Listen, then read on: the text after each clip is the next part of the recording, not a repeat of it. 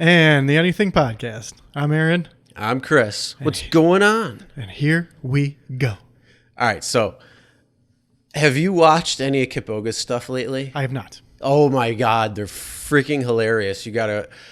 He just posted one today on YouTube, like one of the clips, not on his Twitch stream.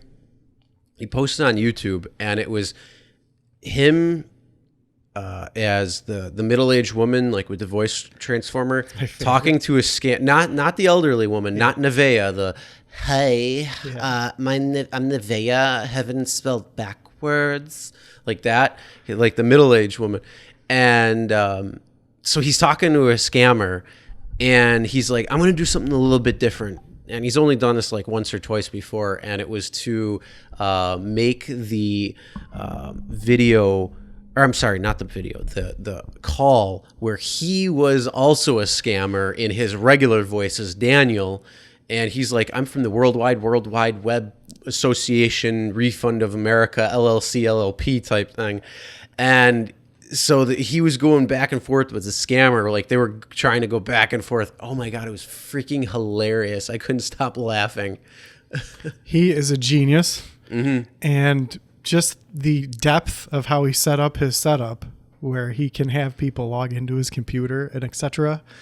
Now, the other thing that's very interesting, because I am in this industry, without giving away, I'm not a scammer. Well, first, I think we should talk about Kitboga, who he is, real quick, because I'm sure a lot of people don't know who that is. Yeah. So Kitboga is a professional scam baiter, which means he will call scammers in like IRS call centers or computer refund scammers or Netflix scamming, any type of scam pretty much that he will call and waste their time. But he has such a crazy setup that he will show you what the scam is, and kind of in depth. So he has a fake computer, a virtual machine that he has set up, which he'll have the scammers log in. Now, I don't recommend letting, he's very well,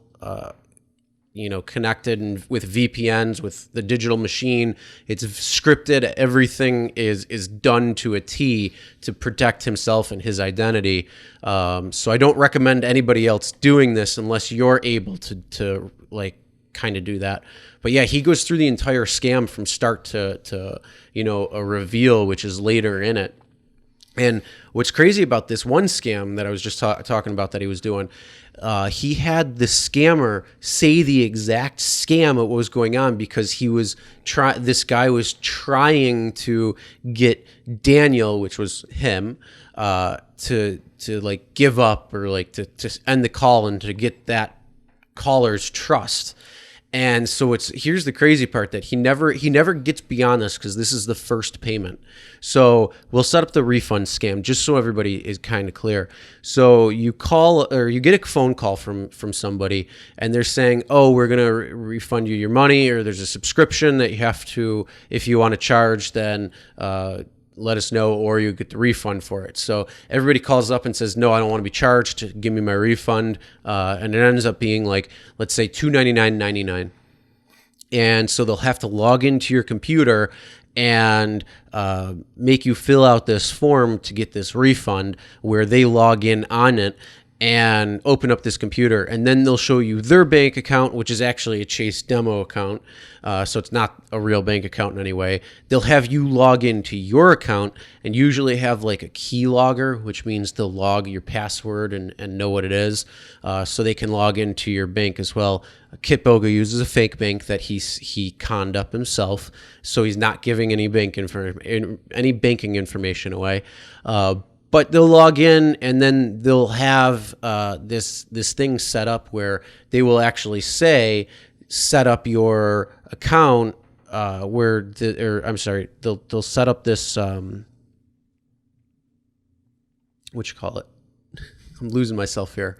Are you talking about the bank? The actual login? No, not. This is past the login. It's when the form. Script. Yeah, the form. The form. It's a command prompt that they type in the things, and then you type in. They'll say, "Oh, type in $299.99 what it is," and then they'll they'll do like another 0 or another 9 or something. So Well, it'll make it look like they're giving you $3,000 instead of 300. Yeah, what they're doing is using the web browser script to change the value. Yeah, no, this is that the that's one? yeah, Okay. but that's further along. Yeah. This is when they're actually like setting it up. okay. So the scam is that in the command prompt, which is like an MS DOS type thing, they will have it typed in where this person who's being scammed will type in $299.99 or $299 or $300 or something like that, and then before they hit it, because they're logged into your computer, they'll hit 0 real quick, hit enter, and it'll do this like little command prompt thing,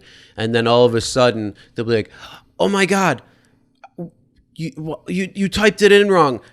We gave you $3,000 instead of 300. You have to give us the difference. And then they'll go in, and this is at the point where they'll go into the bank account and they'll actually change the information around. Sometimes they'll black out the screen. Sometimes they'll distract you, just depending on whatever software they're using or how well they're good at it.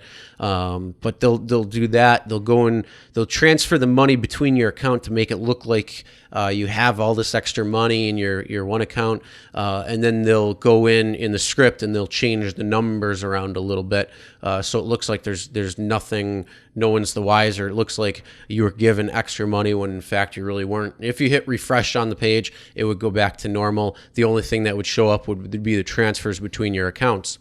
So what goes on there is they'll be like, oh, you need to give us a Target gift card or a Walmart gift card or a gift card, whatever it might be. And so then he has sound effects and plays a game that he drives to this place to get the gift cards. And usually, it's going to be a few thousand, but he's got scripts that he'll like make the refund look like he's refunding it, but giving it to them, or he'll purchase something with it, whatever it might be, just to mess with them. But during this scam call that they were saying, they went further and showed more of the scam, because it doesn't end just with that gift card. They'll type in the gift card and say, oh, that number is invalid. That card doesn't work. You have to go get a different gift card now. So now they're getting you twice instead of the one time. So he only can go so far because they want the first payment. He's not really going to pay them.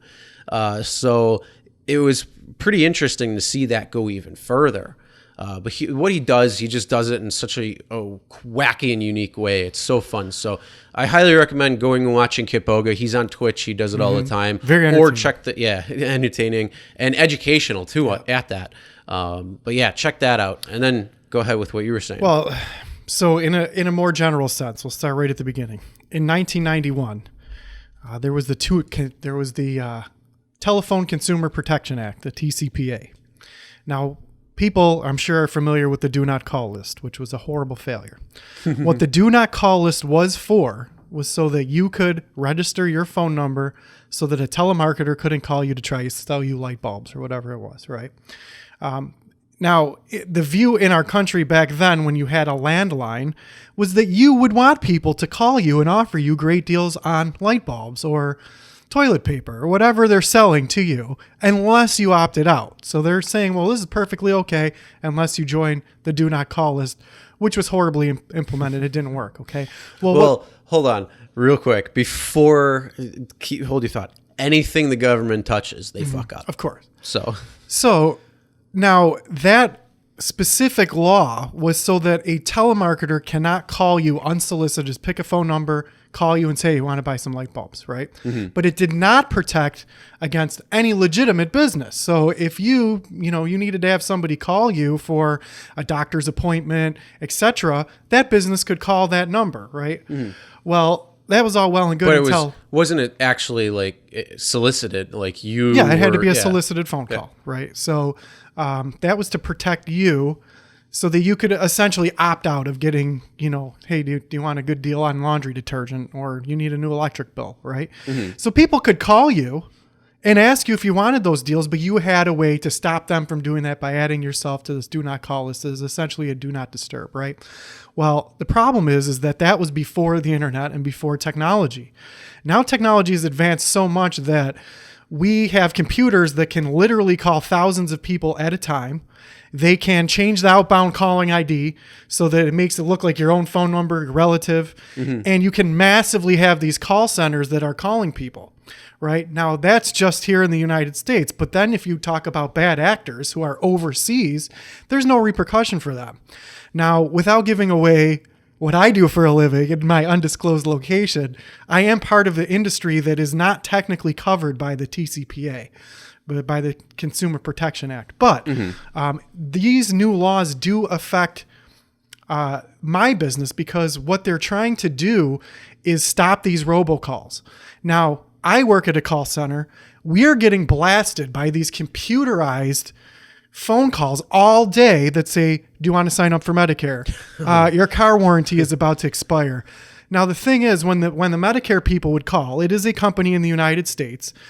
But no matter what you did, if you say, yes, I do want to sign up for Medicare, they still hung up on you. It was they were probably getting just paid by outbound calls somehow. But even no matter what you did, you couldn't get someone on the line, which being in the industry, I'm not a telemarketer, so people hate telemarketers. That is not my job. But we're getting these inbound calls. Now, what I was trying to do was get someone on the line so I could tell them, are you familiar with the TCPA? That prevents you from calling this business if I say don't call here anymore. You could even get someone on the line, right? Now, that's not to take into account the other people who are overseas, who are working in these same call centers that are using internet enabled protocol to just blast the United States. Now, that's where these scam artists come in. They're using a computer to dial out. Whoever picks up the phone, they're saying, oh, or they're spamming the internet for fake Microsoft or fake. Yeah. I mean, well, one of the big things too is that they're actually using calls, but they're sending out the pre-recorded messages. So either you stay on the line, press 1, or you call call the number back. Or if you go on the internet, and this is what people have to look out for, if you go on the internet and type XYZ company customer service, and you are just looking at the middle Google, one, in a search engine, if you're not dialing the very first number, you're calling a fake number. I would go beyond that and say not even the first number, but the number for the actual company. Like you go on their real website. That's where you need to go. And then go look for contacts. Yes. And that's the way you find it. Because if you don't, any number. I mean, you could go on, you could type in Netflix. And like Netflix phone number and see just on that first Google page, the 20 different numbers that are going to pop up right there. And they're all different because 19 of those are not for Netflix. They're for a scam center, which could be, it could be 4 of the numbers could be going to the same call center. The rest could be going to different ones. But that one that would be actually Netflix.com, you're at that point then being able to get that. And they, some of these companies look legit, but for sure they're absolutely not. And plus, we're so used to having outsourced customer service to overseas. It's not uncommon for a person with a foreign accent to answer the phone to try to help you fix your computer or something like that. So then they're taking advantage of people who aren't technology savvy. So at my job, I'm getting these phone calls from people going, well, I got my Google Play card. I gave the guy my number. My account is still locked. And it's happening over and over again. So my manager going, well, we don't know what to do. And we're trying to talk to our clients and let them know that they're having these problems so then I'm thinking to myself, like, I'm getting 5 or 10 phone calls a day. And I thought that this was just like an elderly person problem because elderly people are vulnerable, but it isn't. It's young people, it's middle-aged people who are calling me going, I got my Google Play card or I got my Apple Play, whatever, and I gave the number to the person on the phone and my account is still locked. So I'm thinking to myself, first of all, wait a minute. These people call to try to sign up, whatever, for service. They need technical support for something. They talk to a foreign person. The person either tells them that their account is locked and they need to get a Google Play card, or they have hackers on their computer or something. I mean, there's so many. Yeah, there's so many scams. For every business that's out there, there's a scam. So there's a Comcast, there's a Spectrum, there's a Netflix, there's a Disney Plus already. That's right. There's a this, GoPro. That, and the other thing. There's a Microsoft, GoPro, HP, IRS, Social Security. whatever the IRS is in Canada. I mean, it's a PayPal, Yep. multi-billion-dollar fund that's going from the U.S., targeting U.S. citizens and even Canadian citizens, going to these call centers in India, in Pakistan, overseas, and all overseas where the laws are much different. And these people just pay them off. No, for sure. That's one of the big things. There's also another channel on YouTube called Trilogy Media, and they just had a hacker that, or not a hacker, I'm sorry, a scammer that they called out, and he's doing undercover for them, showing them what's going on in the call center, how living situations are, how work conditions are, and then talking about the scams and that. So they don't really need to worry about it because if the police come knocking, they just hand them a few dollars. Well, and there that's you go. what was said. So when we started having this influx of people who are getting scammed with these cards, first I thought to myself, okay, if I called someone, they had a foreign accent, they told me that my device was broken or got hackers or whatever, and that I needed to go to the store. I thought, well, when I'm driving to the store, would it ever occur to me, why do they need a Google Play card? Like, I'm just like, holy crap. And that got me. Like, I can't. And then when you go into the store, I was looking in there, they do have a little thing that says, it's a very little tiny little thing that says, don't fall for the, don't give your numbers. No one's going to ask you to pay for anything with the card. They do have the warnings. But then I thought, like, why? I'm sure most people do realize. I like how you're using the driving and you're not really, you're not just sitting here. Yeah. So like, well, I'm on my way driving. Like, wait a minute, I probably shouldn't get the. So that's just one aspect of it. Then But the problem is though that they convince you and they confuse you because they'll have like three people talking to you. They'll transfer the call saying, I need to give you to my senior manager and all this crap, and then they'll bring it back and they'll confuse you, and then they'll say, oh no, you have to do it this way, and they come up with all these excuses on why they can't, why you have to get the card, and then why you need to not tell anybody about that card because blah blah blah, and whatever reason that they give you. And it sounds legit. And then people, like some of the scammers, they'll get like really intense and really like now, just asshole. So then you would go, well, okay, these large corporations, why aren't they doing anything to prevent this, right? Which who knows what they're actually doing, but it is a massive problem. They're aware of the problem. What can they do? But if you're also, we here in the United States have laws and things to prevent these sorts of things from happening in the United States. But if you're a foreign country, you don't have those same kind of laws. And also you're trying to get American dollars over to your country. So why would you stop these things from happening in your country when you're just trying to get you're trying to get American currency over there anyway? So why would they stop it?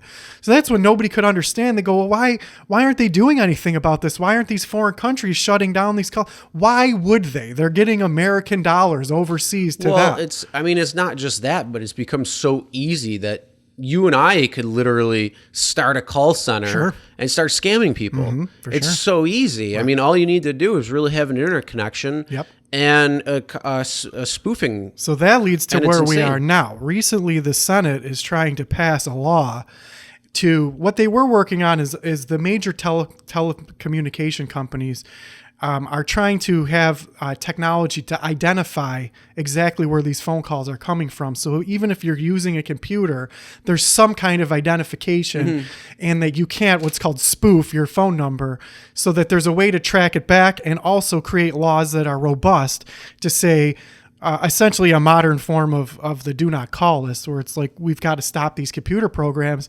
because it's multi-level. There's companies that are just trying to sell you things or get you to sign up for Medicaid in the U.S. Well, that's a problem. Yeah, but then there's the scammers. Yeah, but not only that, even one step further is some of these companies that are legit call centers, they could have this little layer inside of them that is not actually legit, and it's actually the scam. So when you say let's just say you're calling HP, well, there's a few faction of people that could be saying, oh, well, we're going to make some more money, so we can piggyback off HP real support and disguise ourselves as HP, so anybody outside this office building or these couple of desks would think this is really HP, but in fact, we're a small few people who are controlling a whole scam, and that's another thing. That's another layer of protection, I guess you could say, by masking yourself in a legitimate company, but yet you're still doing scams. And it's just insane. Well, what's really interesting about the way the laws are is that you cannot use an automated dialing system to call a cell phone unless that person gives specific consent. So automatically, when you're using a computer to call someone's cell phone, it doesn't make any sense. The laws are antiquated because, again, they didn't have the internet. But when cell phones were out for a long time, they were ridiculously expensive, right? So using a computer to call a cell phone could charge you, a ridiculous amount. Well, now we don't have really that issue. You're not getting charged, $10 a minute for answering your cell phone. And also, if you really think about it, any phone call that you placed is kind of automated. We don't have rotary phones where it's like do. So these weird laws where you can't use a computer to call a cell phone, essentially, where you have to physically type in the number to call somebody, that doesn't make any sense, because you're still, even if you're still doing it through a computer. The laws are antiquated. It doesn't make any sense. But what they're trying to do is make it easier to track these spam phone calls. But on the other hand, what about legitimate companies who are trying to use these dialers to call people for legitimate reasons? They're being hurt in the process. So there has to be some kind of middle ground where, I don't know if there's some kind of registry where you can say, we are a legitimate company. We have a legitimate reason for calling these people. Well, you would think they would do that, right. And that would make sense, right. Especially for certain ones, for certain places that need to do it or are built that way, where it is a legitimate thing. Right. But you do realize at the beginning you said the government, of course, and the Senate, and we all know how bad they fuck things up. Well, that's the great thing about this new law. The great thing about the new law is that the robocalls will be illegal unless you're part of the Senate or, the government can still robocall you to tell you to vote and do all sorts of things. They exempt themselves from the law. It's just like the the Affordable Care Act, the Obamacare. Every American needs to get Obamacare style healthcare, but we're not gonna give that to us. We're gonna exempt. We're gonna get our own insurance, and it's like, what? Yeah, it does. Nothing makes any sense to me these days. Like we like to think that human beings are logical, but they're not. They're definitely not. There's the other thing too is there's like iOS 10 or no, what the hell is this? iOS 13. I don't know. Whatever the new iOS 13. On Apple, and I think there's also on Androids now, is that they are putting these do not call features on phones that are going to stop scams. And the only, some of them are so in depth that they'll only allow phone calls that you've given permission to, right, or your contact list. Yeah. And they'll block everything else and send it straight to voicemail. And that is a step in the right direction. But again, you're still getting these phone calls that have that pre-recorded message that says, this is the Social Security Administration. We have a file against you. And if you do not call us back in the next 30 minutes, we will send to the police and they will arrest you. Right. Or whatever. I forget. They had this weird terminology. Yeah, that's definitely a scam. The boot. No. Oh my God. Do you remember what it was? Like the boots or the... It wasn't like the cops. It was some other terminology. It was like, you really don't make any sense.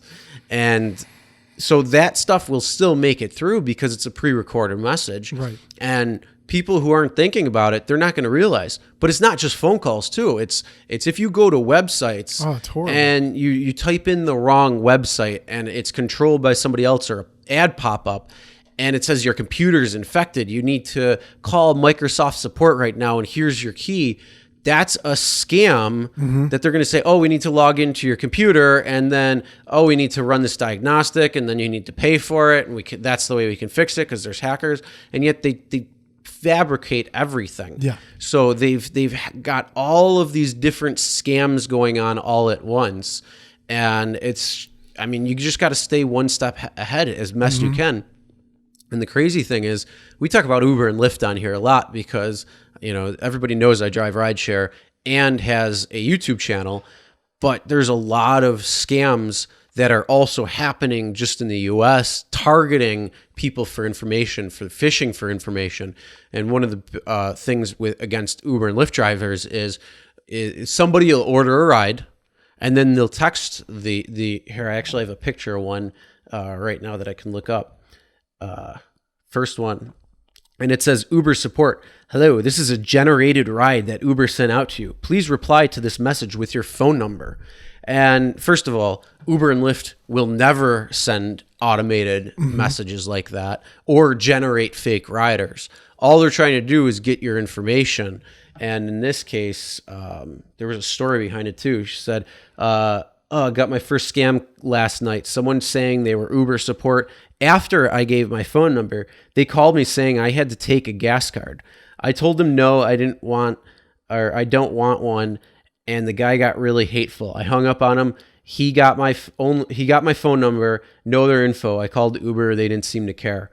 So it's prevalent, but it's not just Uber that's doing it. It's so many other places that they'll just try to get your information, and it's so hard to distinguish sometimes what's real and what's not. Right. So if people call up and say, "Oh, I'm from NYSEG or National Fuel," which is the ones around our area, they'll call up and they'll say, "Oh, you have 30 minutes to pay your outstanding balance, or we're going to shut your power off," which is not the case in any way, shape, or form. They will not shut your power off. They will give you plenty of notices beforehand, and they'll show up.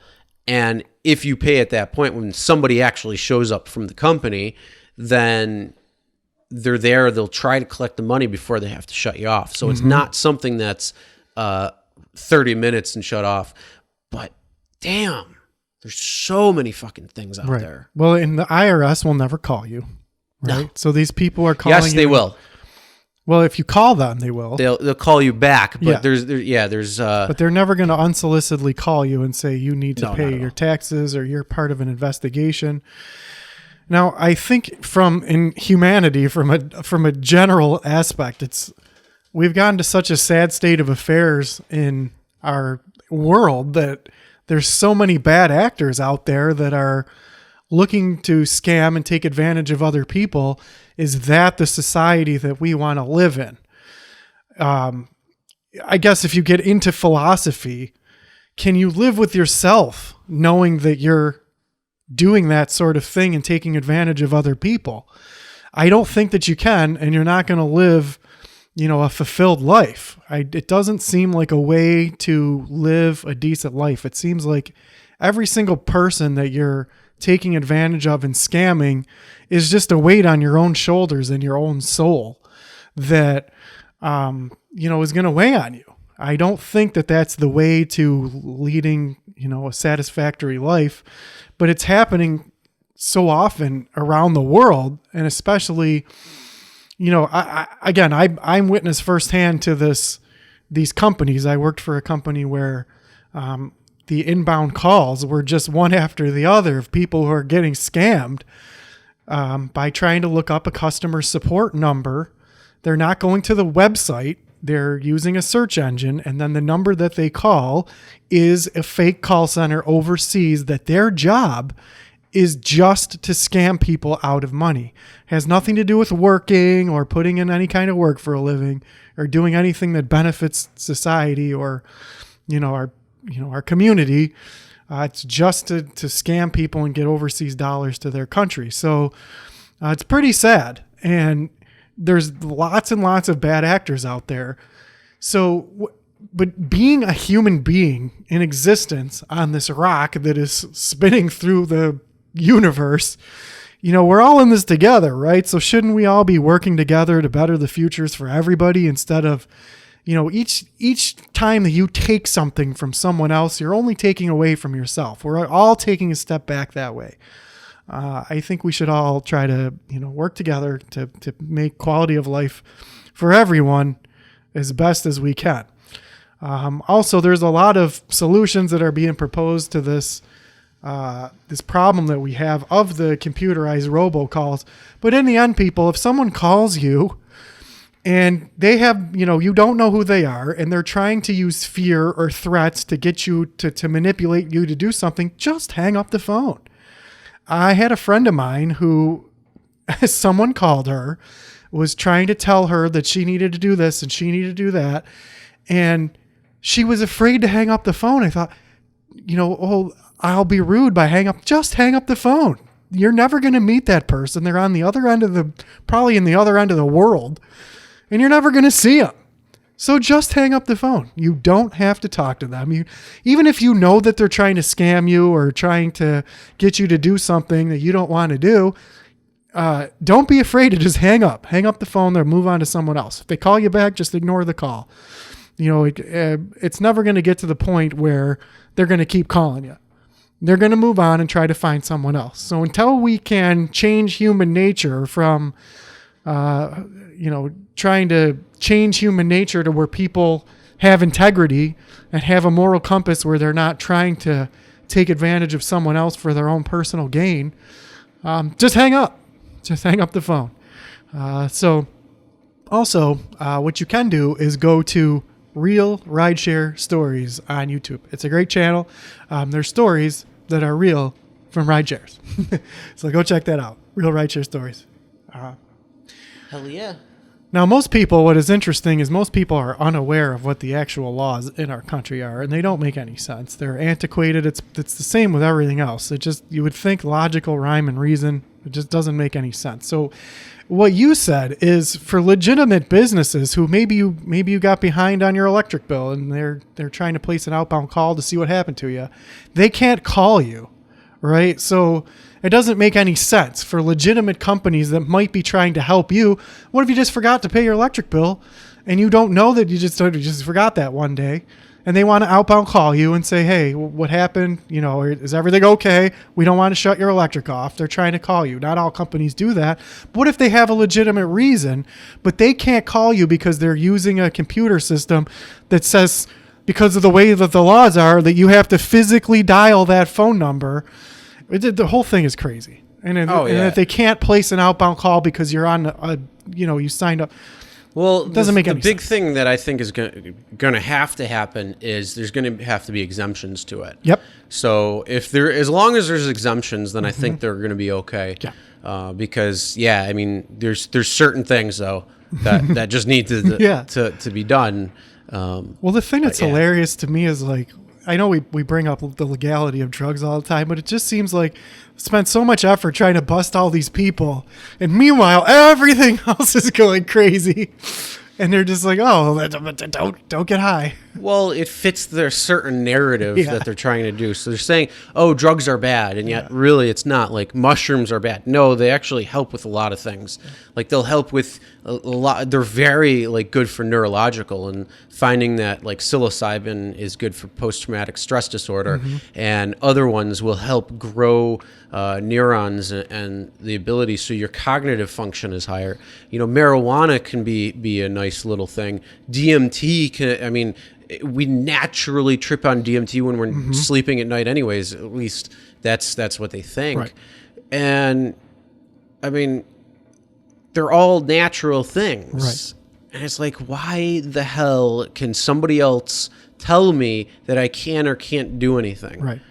If I want to smoke some weed or if I want to, eat some mushrooms, they're fucking natural growing plants or concoctions of fungi or whatever you want to talk, whatever it is. And it's like, if I want to do that, you don't have a right to tell me what I can and can't do with my body. Well, I'm turning 40. I'm 39 years old. And over the years, I have seen the face of addiction. I've known people who were addicted. And I can tell you that the current state of just capturing these people and locking them in a cage is not the way to go. Oh, no. It's a horrible thing. It's definitely not. The problem is that we think, or not, I shouldn't say we think, but the stigma is that people want to think that they're bad people, that, Right. that they're the cause of their own addiction, when in fact that's not the truth, because a lot of the substances that are given to people are doctor prescribed, and they're highly addictive. Sure. So it's just a very unique situation, and they just handled it completely wrong. Yeah. Again, Yep. if you want to fuck something up, give it to the government, because they clearly know how to fuck I things just up. think it's an anger issue where I think there's a lot of jealousy and anger, because also, people are going, well, why are these people getting high? And I'm upset that they're getting high because they feel good and I don't feel good in my life. And there's a jealousy factor. Also, there are negative consequences to these substances. I'm not saying, that there aren't. People do get extremely messed up when they have an addiction. Oh, But yeah. there needs to be education on what to do in that case. Don't be an enabler. Or, provide support, or don't be an enabler. But this, we're going to, spend all this time and, money and effort into just trying to eliminate something that's never going to be eliminated. Unless you're the creator of the universe. These substances were put here by the creator, whoever that was. You're never going to get rid of them. You're never going to get human nature to not want to feel good. Yo, so you want to hear something really crazy? And I Always. want your thoughts on this. All right. So you know the creation story, correct? Like for So is that the one where I'm talking about for Catholicism. Okay. For Catholic and Jews. Okay. And I think Muslims do follow the same. But don't quote me because I don't know the religion very well. I think it's pretty much the same. They just have a different view beyond the first few books of the Bible. But you know what I'm talking about with Adam and Eve and the creation story. It takes 7 Yeah. days. Well, doesn't that sound like a simulation that somebody designed this place we call the universe or Earth or whatever you want to say, and it's a simulation because there was the master architect or the god or God who created this world, and he started with light, and then he started with the stars and continued on until he hit the water and the plants and Yeah. the fish and the animals and then people. Doesn't that sound like it's a simulation? It could be. Yeah. So does religion actually back up the simulation theory over the Big Bang Theory or other theories Sure. of what the world is? Well, have you seen Harold and Kumar?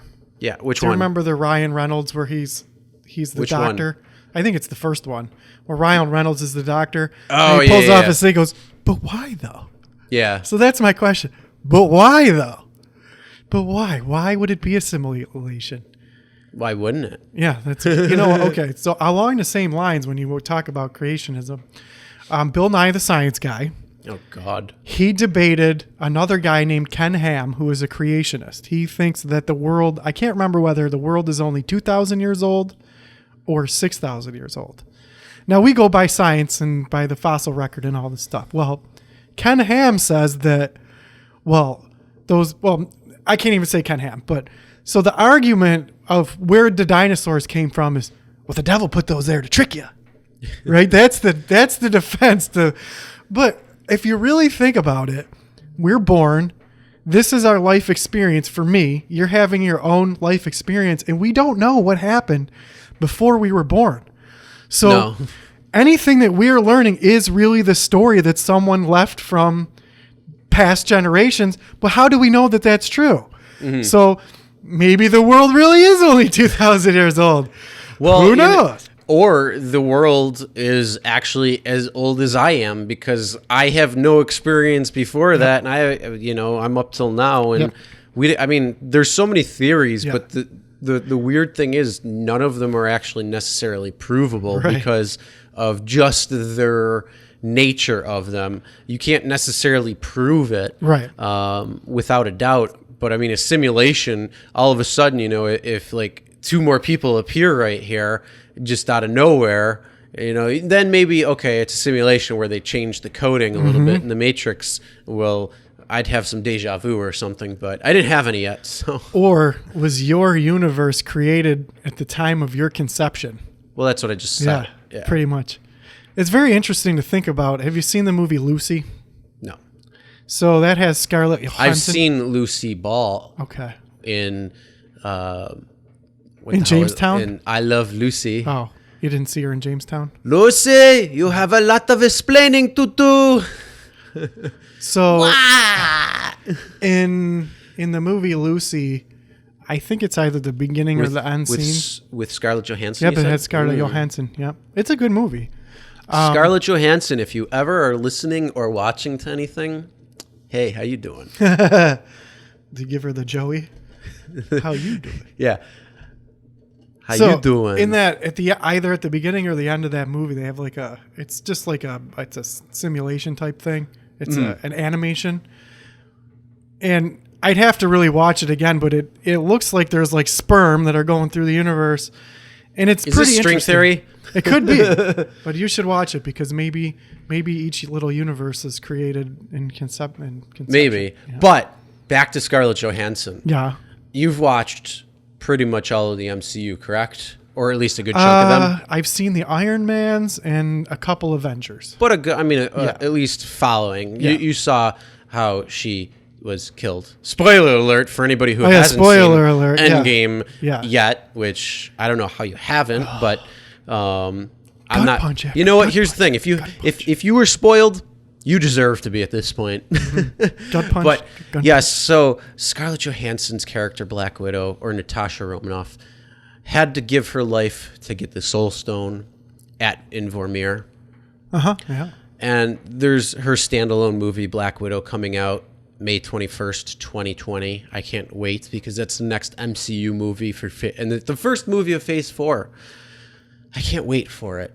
But I hope they bring her character back because she is so goddamn hot.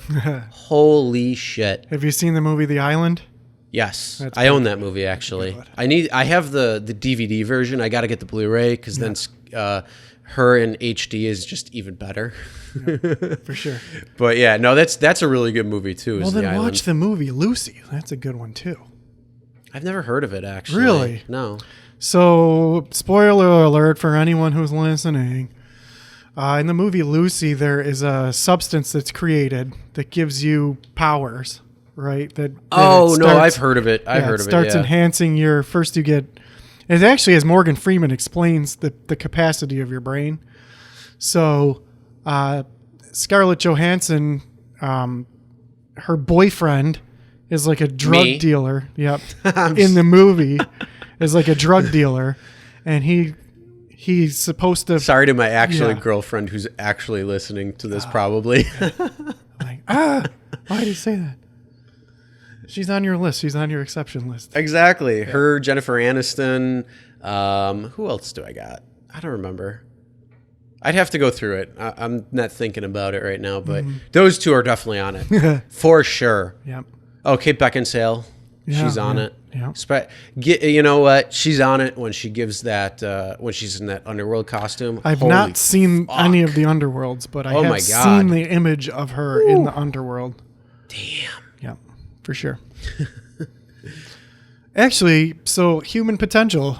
Did you see the movie Limitless? Yeah. Okay, would you take that pill? Fuck yeah.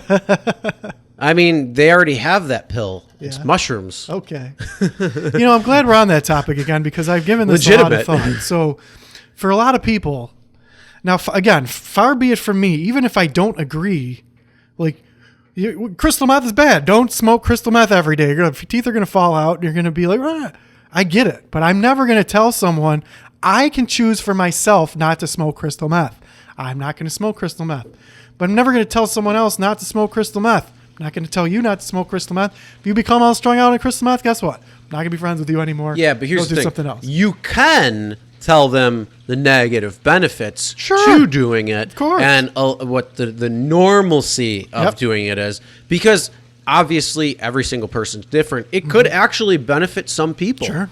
And for probably the majority of people, it will fuck their lives if up. you don't value it's your just teeth. it's just like marijuana, though. For sure. For the vast majority of people, marijuana is going to be okay. There's no problem to But it. not for and me. it can help. But there's a few people out there that shouldn't do it or can't That's handle me. it or have real problems to Yep. it.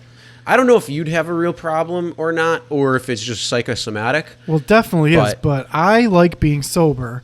And when you talk about things like using mushrooms or there's studies with ecstasy or all these different things that might be able to help with different problems or reset your receptors. There's different studies into each one of them, which could be great benefit. But for me, I don't feel like they would benefit me, and I don't want to try them. I will try other means. There's a lot of other things that I can do.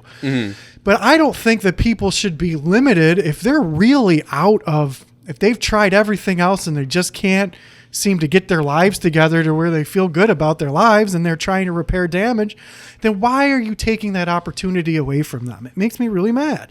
Well, you know what? Here's the thing. It's not. I mean, you can't say that it's for somebody who's got problems or wants to kind of escape from them or whatnot. Yeah, that's probably why a lot of people do drugs. For just sure. They're overall. escaping reality. But sometimes for several people, it's not.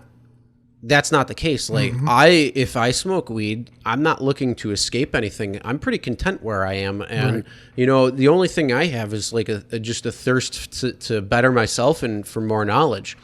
And some of these drugs that are out there, whether it be mushrooms or DMT, ayahuasca, or even marijuana or just some of the psychedelics, they can show you different things, and a lot of reports say it's like interdimensional. Right. So it can have profound experiences, and whether it's just your mind triggering in a whole different way, and because all the neurons and everything are firing differently, or you may be traveling to another dimension, Right. Or somewhere else in the multiverse, if you believe in that.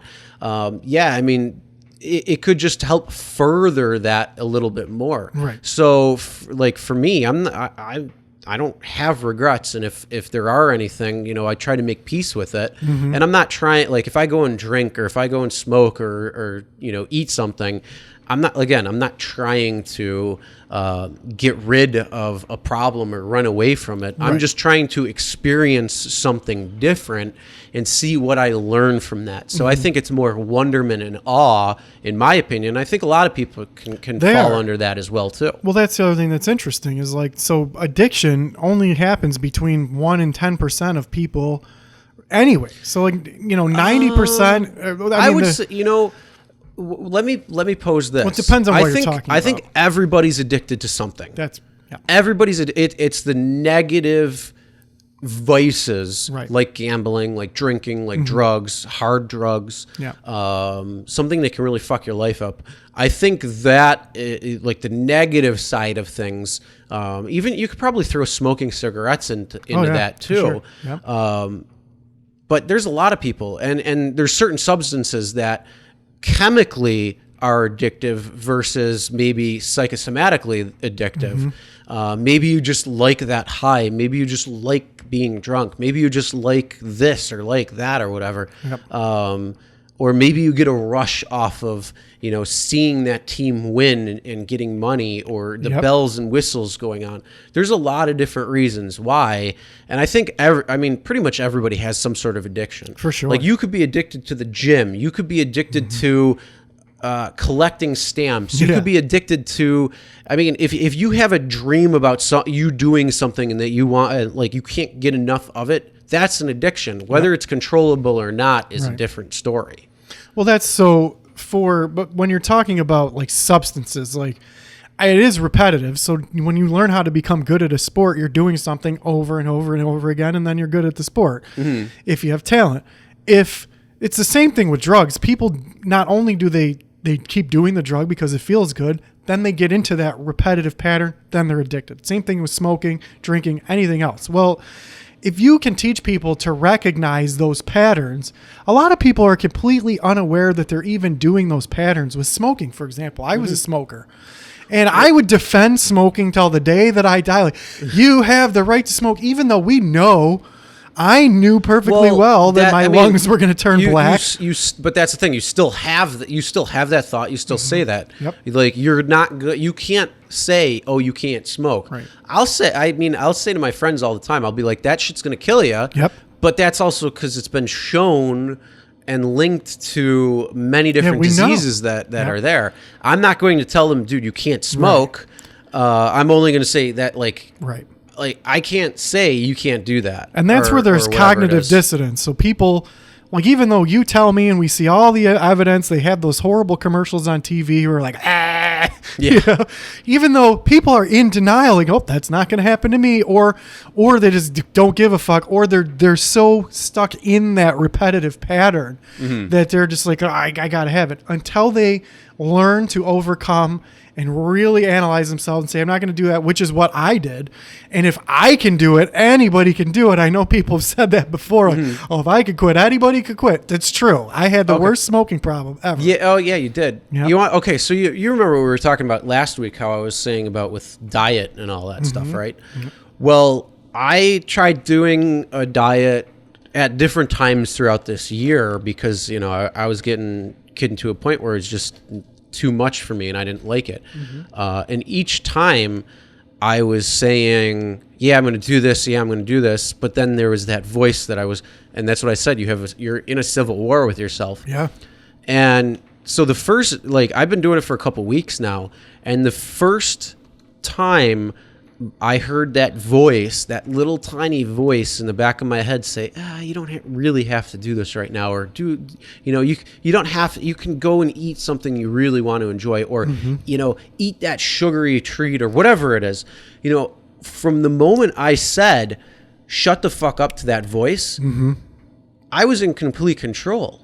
So my sugar addiction or my cravings, they come and go, but they're so weak that it's like, oh, I really don't care if I... Right. And so I go to breakfast every Sunday. Every Sunday I go to breakfast with my family, and I always get chocolate chip pancakes and a shit ton of syrup. And I tell myself all the time, I don't care if I eat that. That's my tradition. That's what I like doing. If I'm eating healthy, 1 or 2 times a week isn't going to be bad. It really isn't. Yes, it's going to take a little bit longer to get to where I want, but it's not going to be bad overall. Right. And so last week I went and I'm like, oh, I can't wait until breakfast. I was really excited because I really wanted some chocolate chip pancakes. This week, I'm like, I don't really need it. Yeah. It's just there because I enjoy it. That's the tradition. But yeah, honestly, kicking that addiction and those cravings have truly been so much different this time around than last. Even just making sure I prioritize doing my workouts, doing my cardio, where I do 30 minutes of cardio on the elliptical every single day, twice a day. The only day I didn't was the other day, but that's because I just had this, my body was telling me, take a break for a little bit. So I'm like, okay, I'm going to, because if you lose too much weight too quickly, it's actually unhealthy. Right. So I'm like, all right, I'm going to just I'm going to listen to my body. It wasn't that voice. It was my body telling me.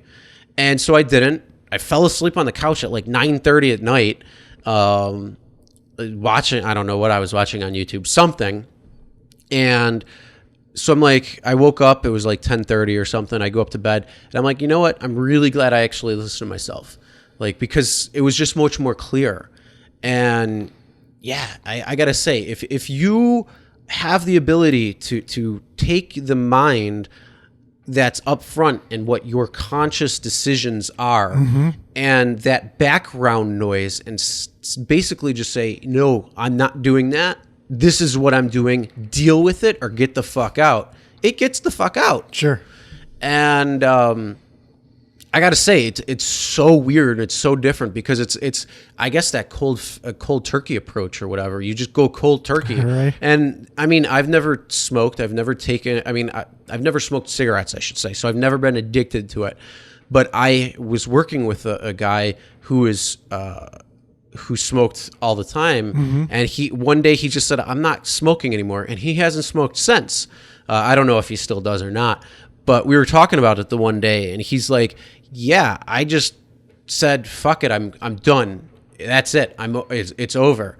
And I like I said, I don't have that experience. I don't have that knowledge. I've never been in those shoes, but I would have to say it's probably very similar, if not equal, to that type of situation too, where you just make that conscious decision and you tell your other side of your brain, shut up or get out. And well, that's the whole. So I think that they really should teach people in school how to assess your own awareness and be accountable for your own decisions, right? So many people in the world are not aware of their actions, right? And they don't take accountability for their actions, or they we all fool ourselves. But if you actually sit down and take an assessment of your own awareness of your own body. Well, hold on. I just want to make one point real quick.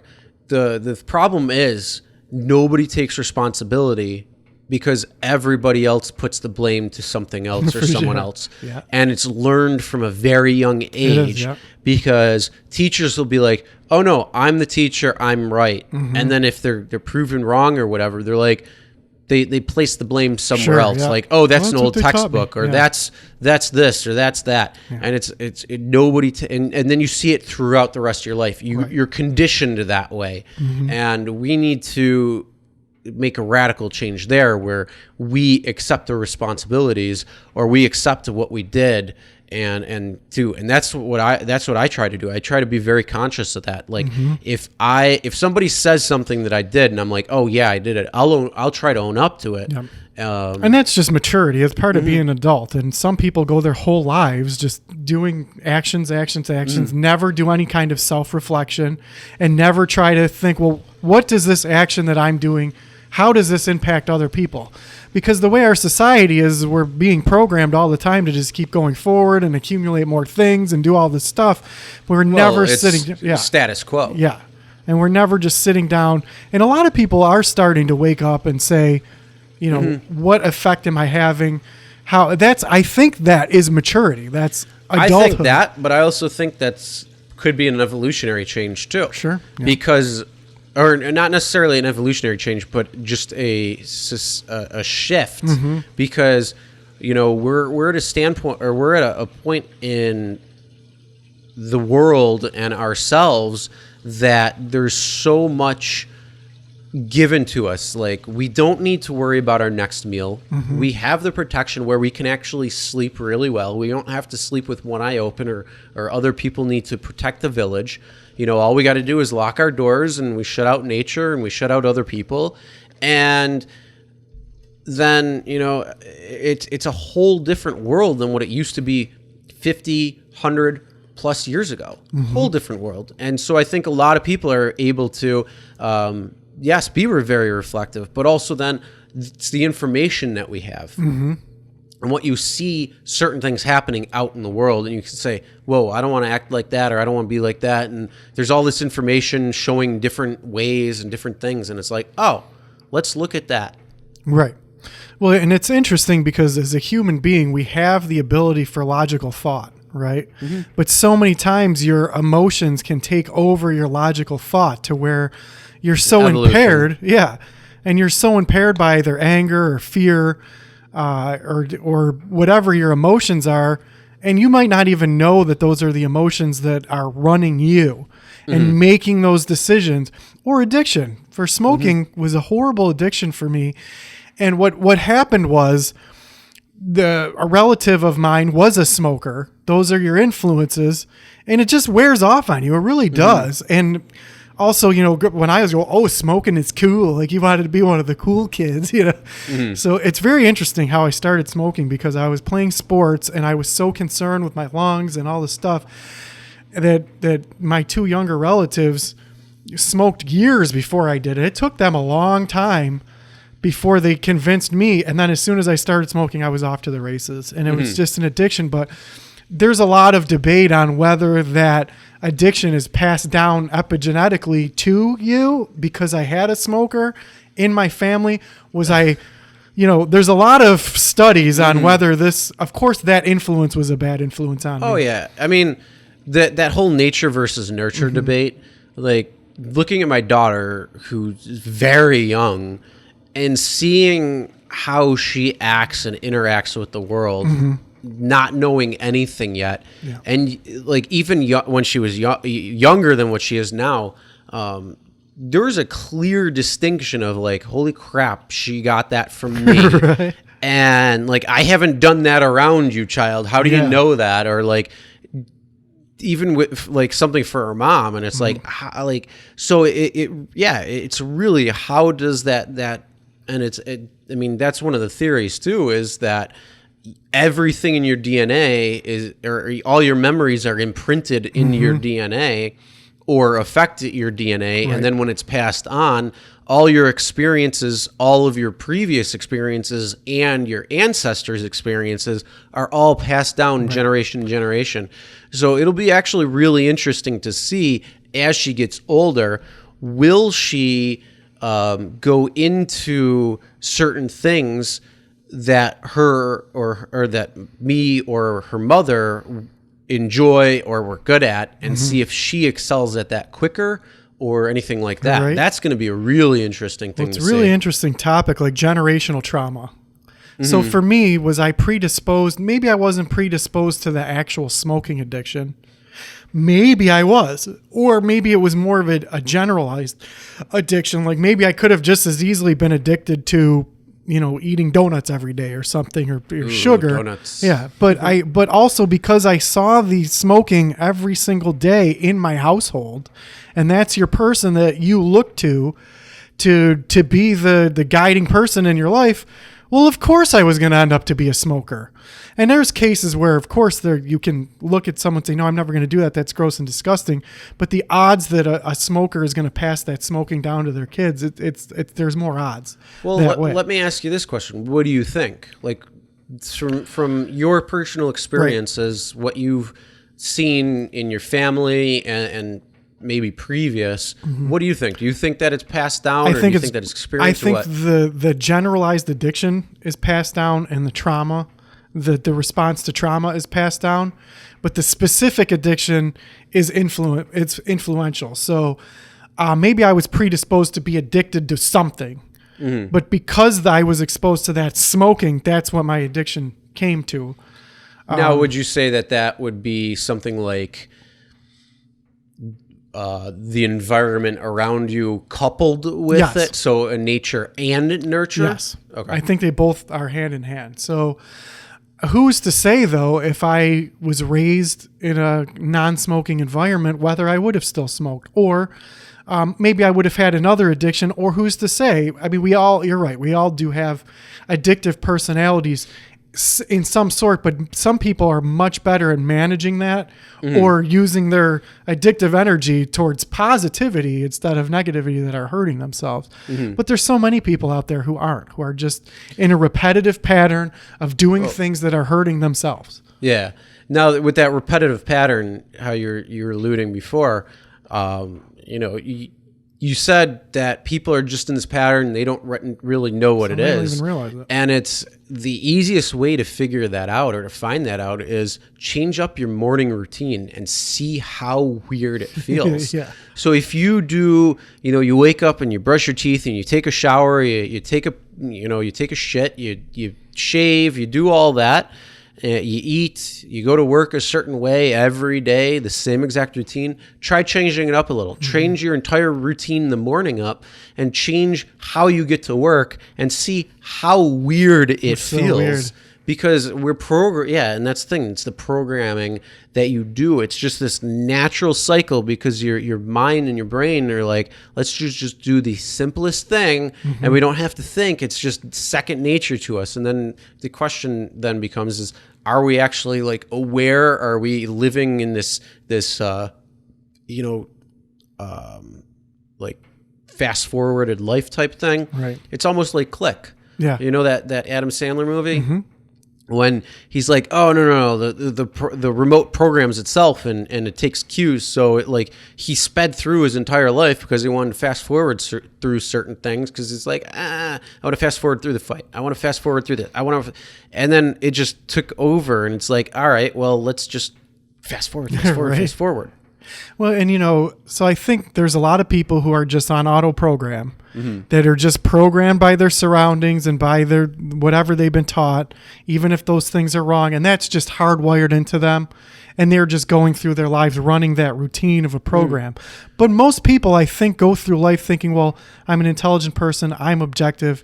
Well, let me ask you real quick. What do you think somebody who is just going through a routine, not paying attention, what do you think could help them come to a realization that they're just doing the same thing day in and day out, and they're not really, living a life or reflective on something? What do you think that anybody could do to break that cycle and to become more reflective, or to take a different attitude towards things? Well, it's exactly what you said to me when we were having a talk. You got to go home and look in the mirror. You really just have to look in the mirror. There's a lot that can be done. That's how to handle it. But what do you say to trigger it, or to start that process beforehand? To first, because somebody's going to just say, or just do the motions and not even think about it. But there could be a monkey wrench thrown into it. Maybe they get a family member has cancer, somebody dies that they know, or they get cancer, some sort of illness, and it throws this whole monkey wrench into their life, and it changes everything. But what if we could get before that point to embrace the life around us, to embrace all of these things, instead of following the same routine day in and day out? What do you think could help other people out there question themselves, not in a negative way or in a standpoint, but how they could change them to be more reflective, or to be searching for a better person themselves? I think it's just these kind of conversations, really, because for me, I always thought, well, I'm objective and I'm thinking of things, but I was very programmed as well. Even if I rejected some of that programming, well, even if you're rejecting the programming that people are trying to program you, you're still caught in the loop of either rejecting or you're not taking a step out and going, okay, what is really going on? And nobody wants to really look at themselves and really assess themselves either. And I think that could only, come with age too, is wisdom. But I've been through all of the things that you're talking about. I've watched, relative die of cancer. I've had people, there's been a lot of loss and none of those things may have skewed my image of reality about what's important, maybe in a negative fashion. Even I've been thinking a lot about that. Unconsciously watching when you're suffering loss, my view on what life is and the universe was very skewed in a negative way, where I felt super compassion for other people. And that sounds like, oh, that's all well and good, but it's not. That can be very negative to you too, because you're not doing things for yourself, and you're not, bettering your own, like you're just bleeding with everyone else's pain and suffering, and you're not going anywhere either. So the only thing that really, for me, is just really all those losses added up. And then I just realized that the way that I was viewing the world was not working for me. And I went back to school. That helped. So, well, how old were you when this all started changing 38. for you? Okay. So it was just very recent. No. Yeah, because for me, it was, I don't know. It was kind of always like that, I guess I could say, for a long time. I think it was probably for a long time, because I never wanted to go with the status quo. I always wanted to make sure I did my thing, and I was brought up that way. Yeah. And I think that probably opened my mind earlier. But I mean, as I get older, there's so many new things that it's like, oh, I wish I would have known that or had that thought or idea earlier. And so it's like, if I could only go back and tell myself, it's like, but would I actually listen? Right. And then if I did listen, would it have the same effect on me today as it would have? Because if I would have just gone full forward with what I had thought before, would that make the impact greater learning it through, experience and the process and walking that path, or having that path come to me already and shifting it again? Would it appreciate more? Would it have as big of an impact? So that's one of the big things too that I just questioned for myself. Well, that's what I thought. And I thought like I knew who I was, and every day we're learning and developing. Even if you are one of those people that go through their whole lives, well, this is me and these are my thoughts and whatever I think is right and whatever actions I take, that's the right action and blah, blah, blah. And you never if you're one of those people that go through their whole lives that way, you're still at least learning a little bit of things. You're learning how to navigate the world. But if you really sit down and really assess who you are as a person, that's what happened to me. I thought that even though I was trying to be objective. What triggered that though? A person made me feel like I wasn't good enough for them. Okay. And it's true in my mind. I thought I was doing all these things. Like, I'm supportive. I'm here for you. When you're having problems with your relationship, I'm listening to you. I generally care about you.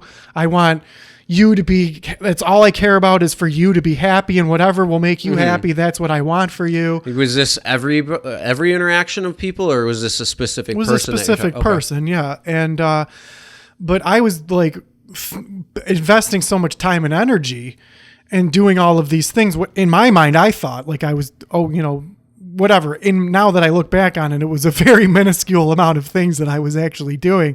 But emotionally, I was invested, right? Well, that person, you can never know how someone else feels, right? So I was not only not aware of what they were going through or how they were feeling. You can tell what somebody else feels by their actions.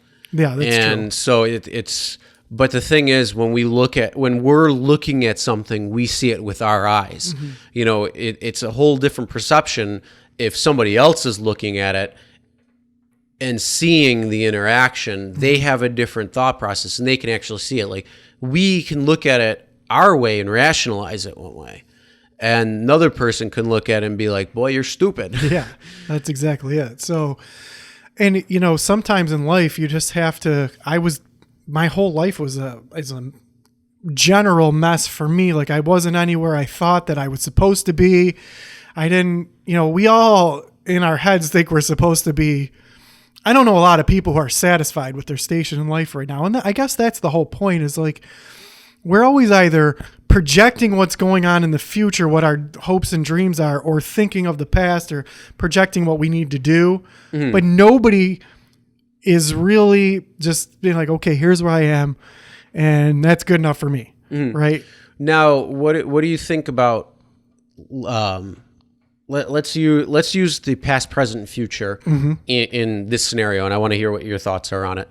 So you're in the moment, shaped by the past, right. Meaning there's certain things that happen to you. You let go of it, but they shape you into who you are. They're the experiences. So how you perceive the world around you, again, is shaped by the past.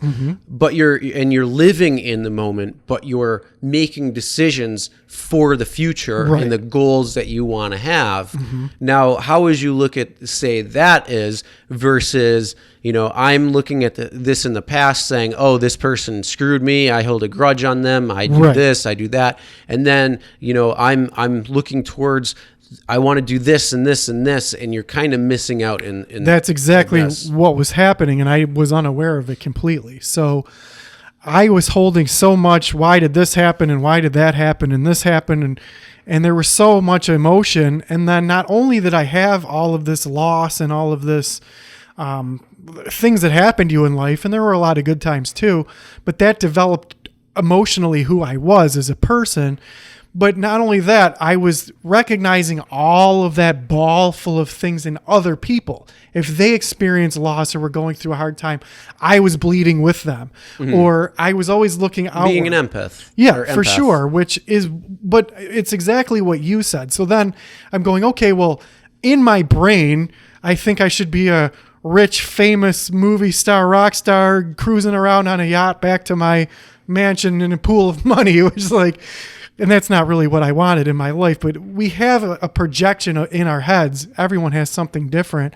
But for me, like, okay, I thought that I would be this by now, and I'm not.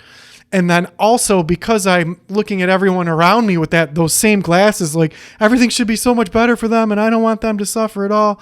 And then all this stuff happened to me, and I have all these emotions.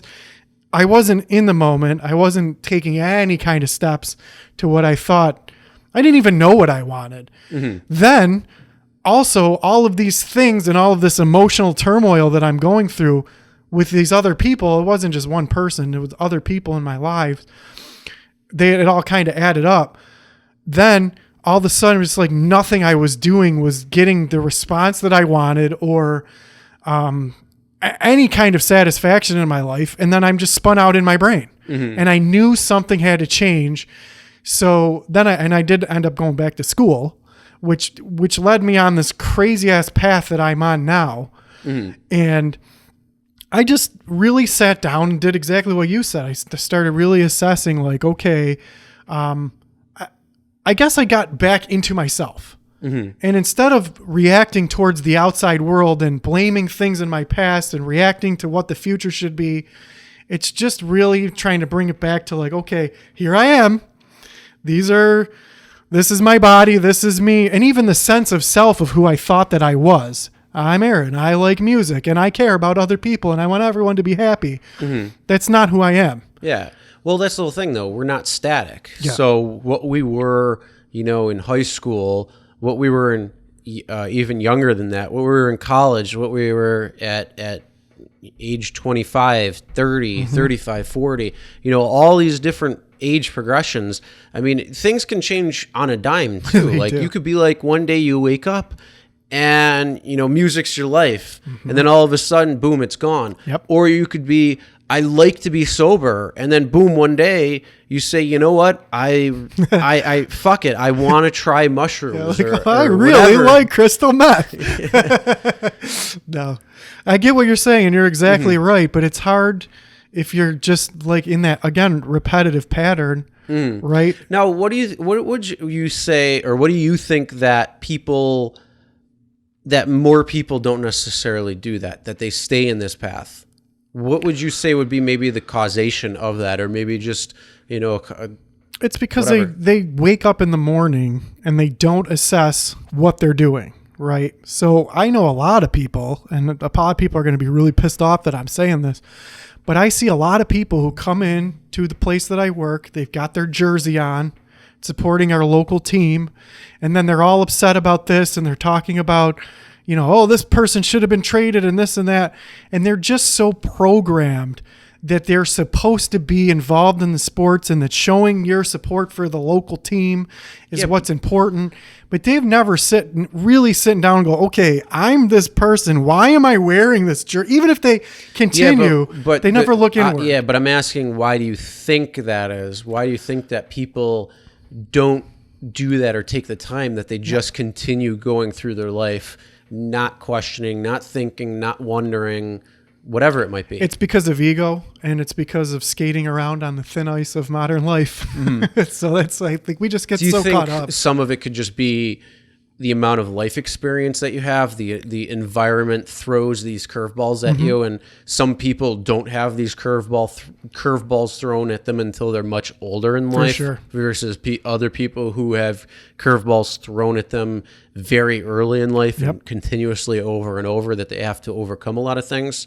Because that's one thing I was thinking, I'm like, why would I start making these more aware thoughts and changes in my life if it wasn't for the life experiences that was teaching me throughout my life? So if I actually sat down and compared my life to other people, I have a lot different life experiences, I could say, that's much heavier than many other people who don't have that same life experience. Right. And I don't know if this is true or not. I've never research to study it, but it seems like those people also just live that life where they're not aware. So I've had death.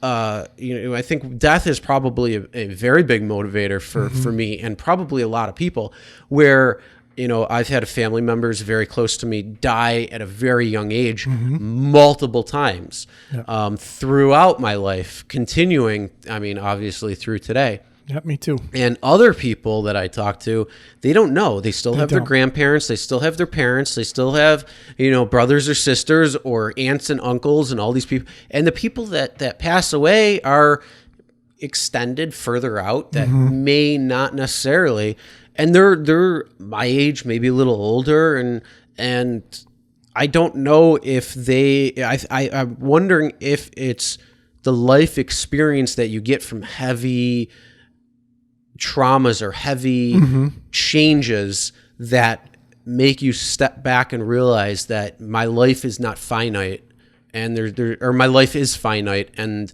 it's not infinite. And I think it makes you question things a little bit more, at least like I said, in my thoughts and in my reflections. But again, that's also my perception, because I've had all of these things happen in my life. And again, I don't use that in any way, shape, or form, negatively or positively. It's the way I've had to walk through life. You're walking through a river, and there's a big rock or a dam in the way, and you got to go around it then at that point, or you got to change course or something. So it's like, where you think you're going, you don't necessarily wind up there, or you do wind up there. It's just a different path from what you think or what you see. Right. And it's the same with me. Death from disease, overdoses, suicides, car accidents, right? And nobody prepares you, right? Or in old age, people have died of old age. Good for, But if you're exposed to these, which I would say horrors in life, which is the negative parts of life, it does change the trajectory of who you are as a person. And I think it really depends on how you deal with it, because I could have easily been a drug addict or been an alcoholic, or I don't know if the reason I'm not is because I had a foundation of playing sports, or I just didn't have that, or I don't know why I'm not. I don't know why I was addicted to cigarettes. That became my addiction, but I never became, a full-blown alcoholic. Well, that's because it was probably you might only have a one addiction style of it's or such a stupid whatever addiction. it is. But here's the question that I have for you is, what's the difference between a cop and a criminal? It's a good question. One bad judgment call. Yeah, that's exactly true. And that's probably that you can change that to fit anything, right, any decision in life, whether it's good, bad, or in between. Right. And the people that we're talking about who are just part of their environment and never really look at themselves or their choices, they're doing something that works. Or maybe they're just, obviously something in their life is working to where they're never, taking a look at themselves, or they haven't suffered the same kind of, things that we have. Or, some people do get to that point, but for me, what happened to me was just everything that I thought in my brain just was not working. So let me ask you now, okay, so as you were growing up throughout your life, you said, oh, I want to be at this specific place, and it doesn't matter what age or whatever. Has that shifted at all, or are you just going about it in a different way to try to reach that similar end result? Well, it's interesting that you asked that question, because I've been there's a book called, I'll have to look it up, but what it is again, it comes to the mental projection. So you can be all upset about the past of what happened, and you can try to project what you're thinking about in the future. Oh, if I just get a bigger house, I'll be happy. Or if I get more money, I'll be happy. But you're never going to get there. Yeah, but that's not what I'm asking. I'm asking that you had a specific goal or specific lifestyle or specific idea that you wanted to work for. Right. And whether it's specific or general, that doesn't matter. But what I'm asking is, there's that goal. Has that goal shifted, or just how you go to that goal, Well, it's both. or is it kind of both? It's both, because it depends on what time frame and when you're talking about in my life. For example, when I was 13 years old, the goal was to be a professional hockey player like Wayne Gretzky, and I was doing everything in my life to be the next Wayne Gretzky, right? Mm-hmm. And I knew all the moves, and I was, going to special schools and doing all these things, right? Well, once I got older, that dream was gone, and I didn't even understand why I don't want to say wasted, because sports did do a lot of good for me. But I spent 18 years of my life doing that repetitive thing over and over again, and it no longer held any value to me then, because of death and all sorts of being exposed to things. Then I thought that laughing and having a good time with the people around me and having good experiences was the most important thing in my life. Well, now that I'm older, those things aren't important to me either. Like music is not important to me.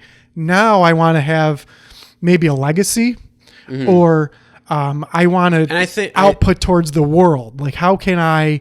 Yeah, and I think because our planet is on fire, right? I think that comes down to just shifts in focus and age. Yep. And well, like you said, with age comes wisdom. Because at first, you're a kid learning everything around you. Then you go into a teenager and you think you know everything. Then you go get a little bit older, and you're like, well, this is the way it should be, but it's not. Yep. And then you realize that everything you were taught, or everything that was not real. Yep. And you have to kind of relearn a lot of different things.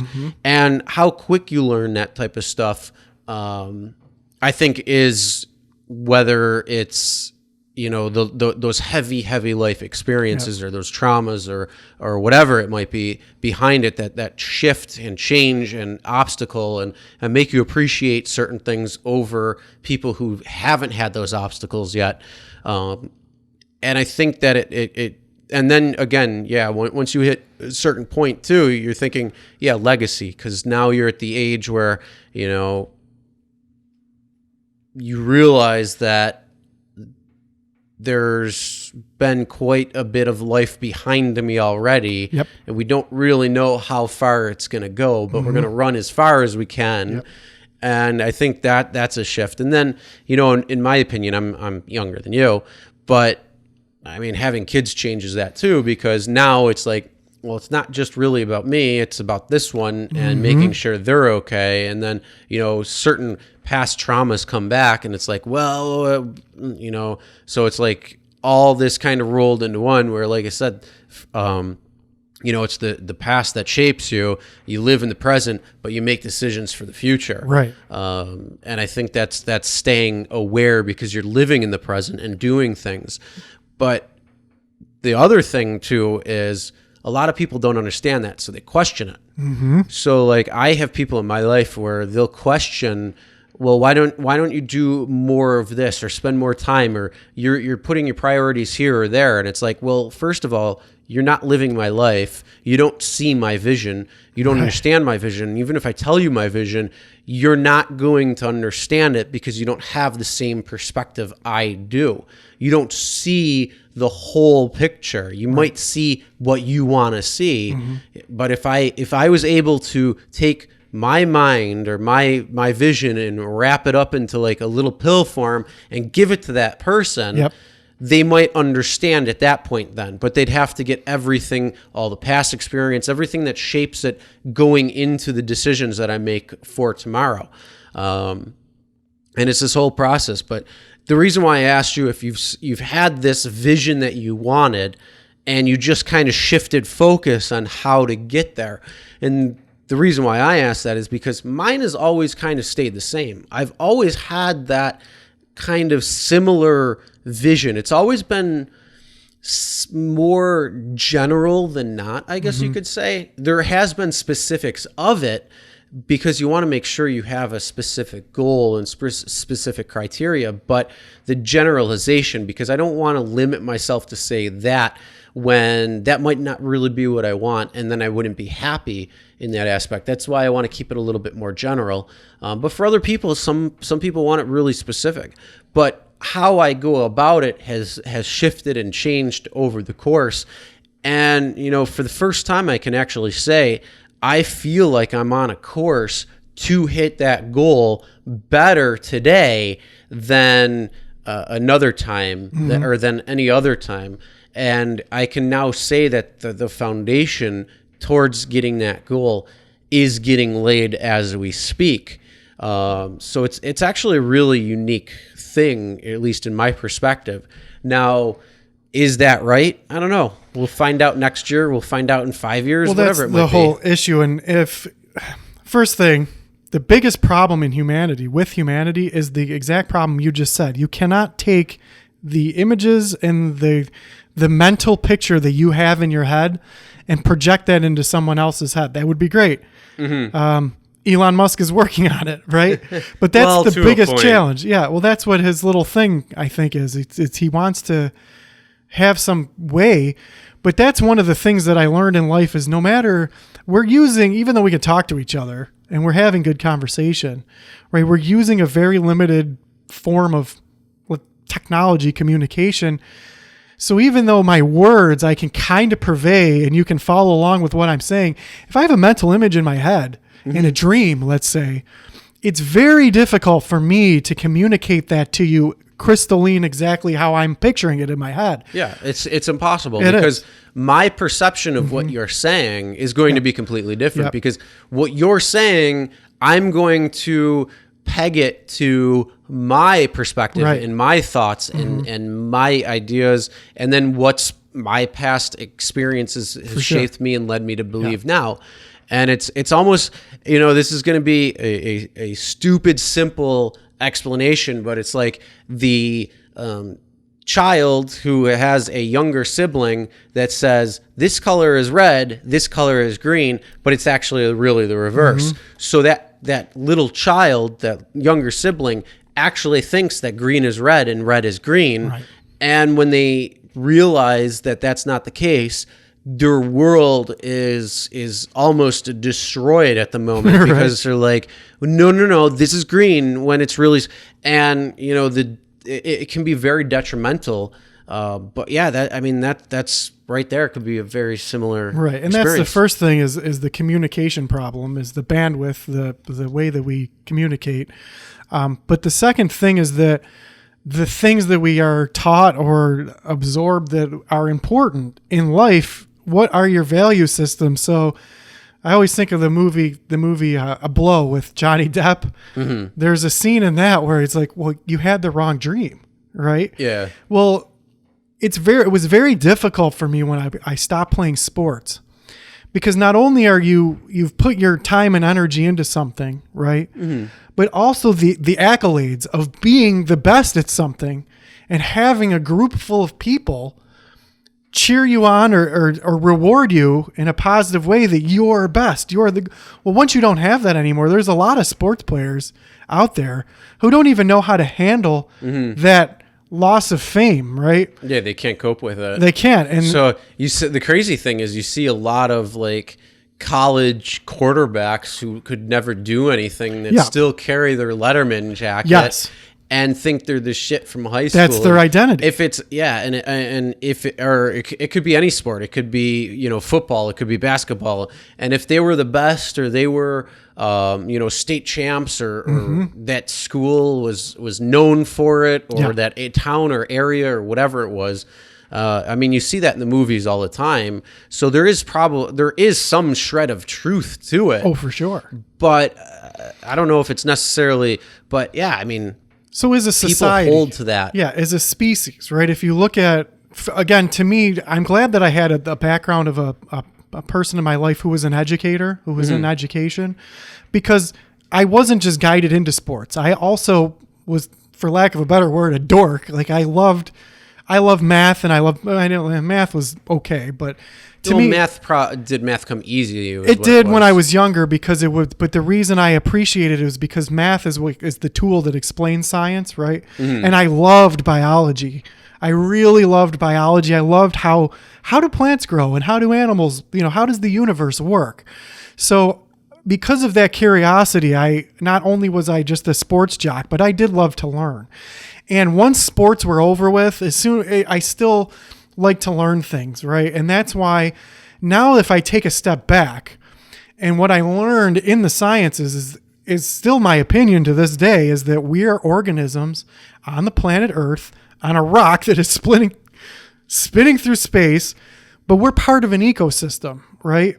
So our little value structures of, oh, that person is awesome at throwing the ball, or they can jump, or they can run, it's in our minds. We're choosing to place a value on that, but all right, I'm cutting you off there. We're not opening that box of Pandora again. Right.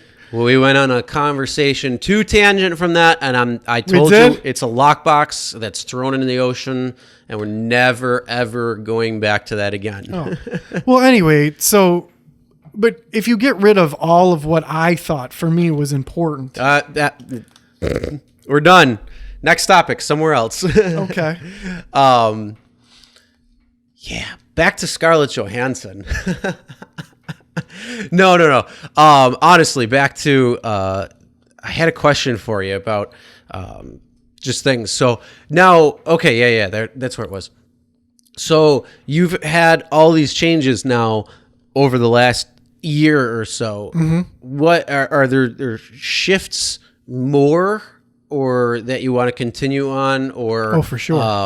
Do you see it as a new process in life, or do you see yourself just shifting over to another thing and then being comfortable there and skating through life one way or the other? No, so every day is an opportunity to build and grow, right? So you can always reassess your thought process, right? In fact, I had an opportunity to do this at work about 2 weeks ago.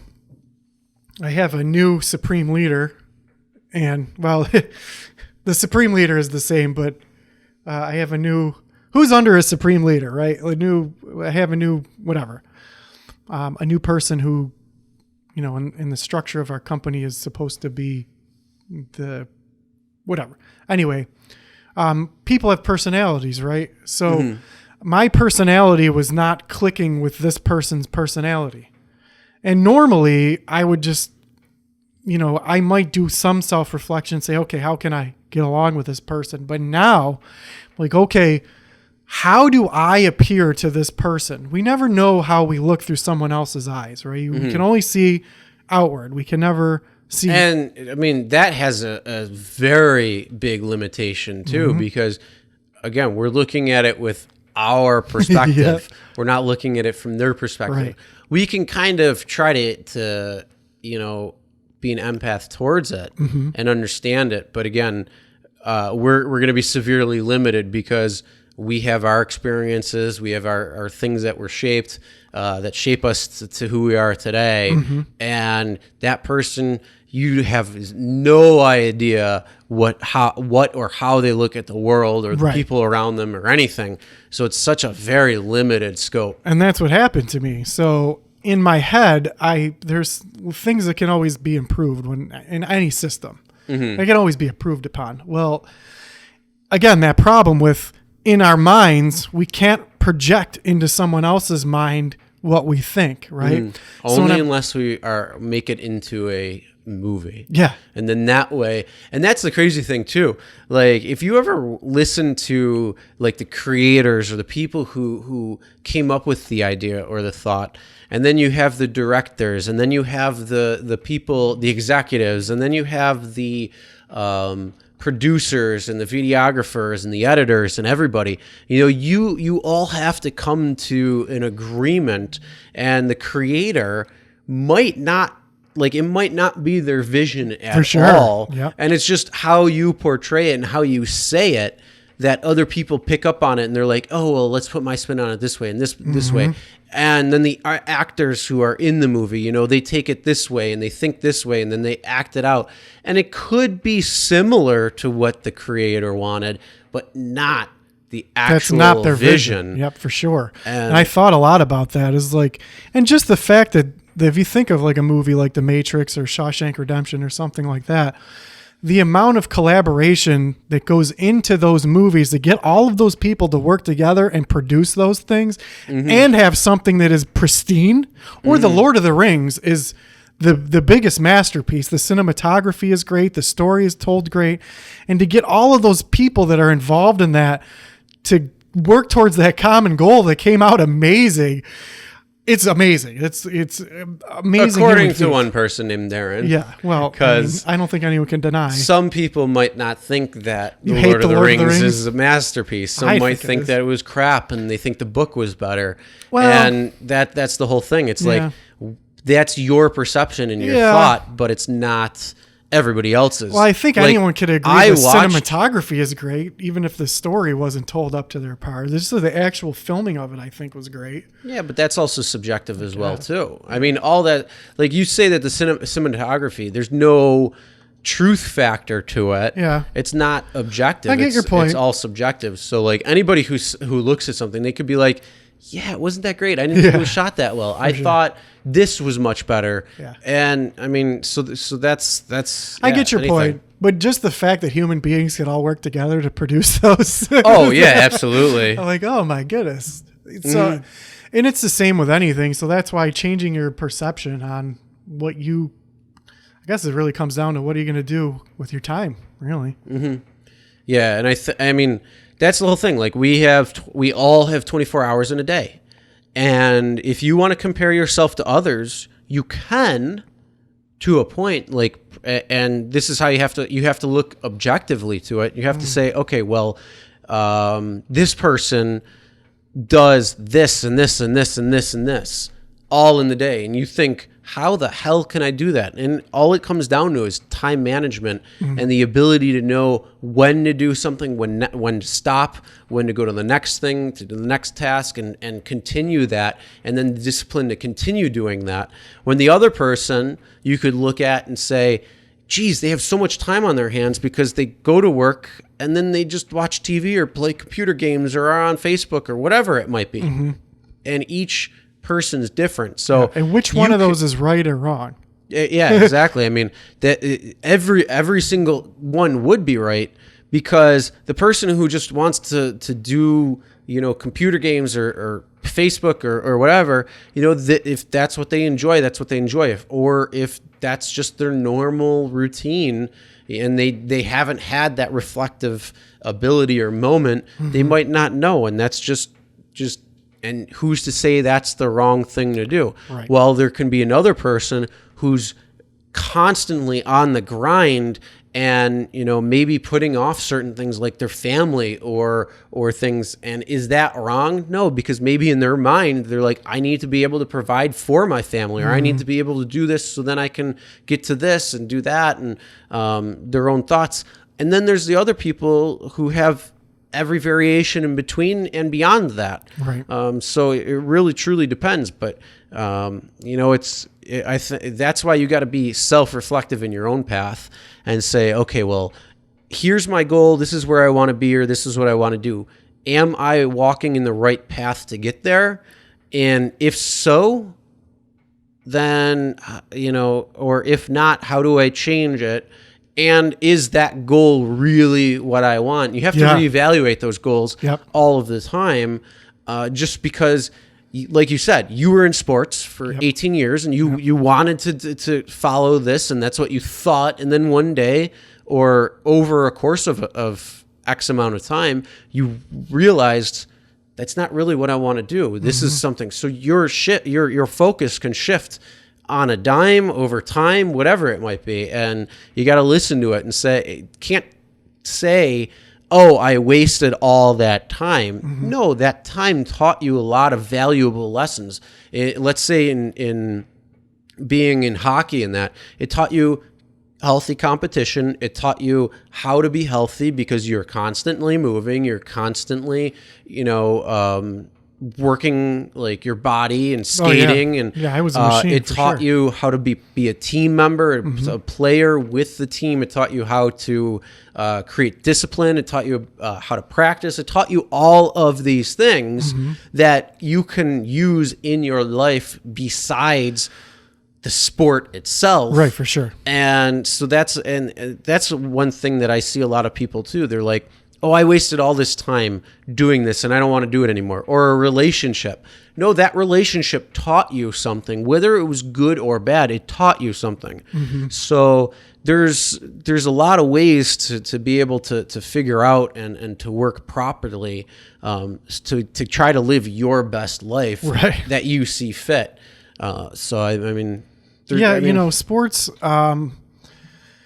Also, the thing that's interesting is spatial awareness, right? So when you're a finely tuned machine that is doing an active sport and your brain is firing off millions of neurons at a time, but you're also programmed to have a spatial awareness in your brain. So, when I was playing hockey, in my head, I had an awareness of where my right winger would be. But not only where they were going to be or where they are, but where they're going to be. Yeah. So I could, and that's a huge sixth sense, and right, for sure. And that is on so many different things too. Like I have that same type of thing, like driving.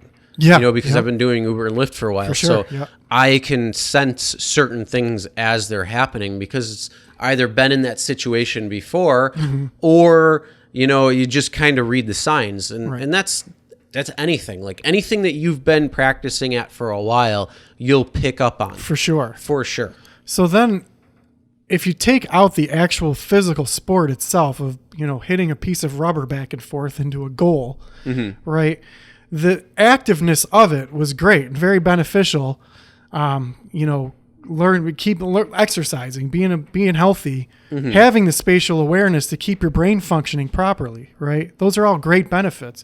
The downfall again in my eyes was like once that's over with and people aren't cheering you on and you're reprogrammed to get that influence from someone else, like your value it's the validation. Yeah, is the validation. So I think I have to really work on still, I got over that a long time ago where, we all want validation from other people. That's what we look for relationships for, right?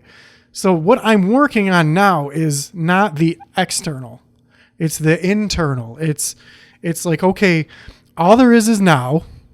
And even though we have these mental projections in our head of where we think we should be going or what we want in the future, or, reflecting on the past and trying not to make the same mistakes or whatever it is, all there really is right now. So just trying to be satisfied with what we have right now and be thankful for this, enjoying the moment, living now. I think in modern life, you can get so caught up that we're missing the now. There's so many distractions today with cell phones, with Facebook, with Netflix, with on-demand, with YouTube, with podcasts, with a lot of different things. Yeah. And it's amazing. And then like even TV and that, you just get stuck in this zone where you're just like, yeah. Like they had, they were saying so many people are watching so many hours of TV and it's such a drain on your life and that. And it's like, well, how that's an addictive force. That's a drug too, if you think about it, because you have problems and then you watch TV and you take on their life and you take on their thoughts and their ideas, and some of the things speak out and some of the things don't speak to you. And you're watching it, but you're sitting there almost bewildered and deer in headlights type thing. And you're just kind of sitting there like fully into it. And then you're not worrying about your problems. You're not worrying about your issues. You're letting that go. And it's essentially the same thing of what a drug can do whether it be drinking alcohol, whether it be doing whatever. Yep. That's exactly it. It's like, are you masking reality? And I mean, that's probably one of the reasons why I got rid of TV. Plus the production value goes from zero much higher when you cut out TV. Right. So I cut that out. The only thing too now I have to realize is like watching or listening to things on YouTube or podcasts. I want to not focus on the wrong things, but if it's things that I can learn, like learning about Premiere Pro or Audition or, gearing towards the podcast itself, or gearing towards the YouTube channel, or whatever I'm learning or whatever I want to learn. I want to make sure it's more productive than entertainment. Yeah, of course, I want to get entertained as well too, but I just want to limit that entertainment, Right. Because otherwise you could go down the rabbit hole. And I mean, you could be scrolling through news articles, reading news, and just going through stupid stuff over and over and over. And then all of a sudden you realize there's 3 hours that's wasted. For sure. When you could have done something completely different. Or maybe you could have hung out with your family or your friends, or play Cards Against Humanity or something. So, and you know what? So now that you have a child, how is your perspective on what's important changed? You want to be a little bit more specific on that? Well, so for me, I don't have children, but I'm in a kind of unique situation to where, I have younger siblings, and we were in a horrible situation, all of us. So even though I'm not a parent and I didn't give birth to them, and I'm not the father, there's still a caring and a level of conscious awareness involved. Like, my actions and the way I appear to these younger people are important, right? Yeah, but still, you're not getting, like, more specifically, what are you asking? So for you, just in life in general, are you more conscious of, I need to be a positive influence towards this person, or my actions matter? What I do counts? Because I feel like a lot of people out there they're not aware. I would have to say, as long as it's an improvement, you don't want to act like somebody you're not. You always want to be as genuine as you are. And so if you're at a certain level that might not, that you have to work on, I think it's important for them to see that, or maybe if they don't know it, but see it because maybe they were young, but you overcome that challenge and you get better and you become a better person, to whatever standard that might be.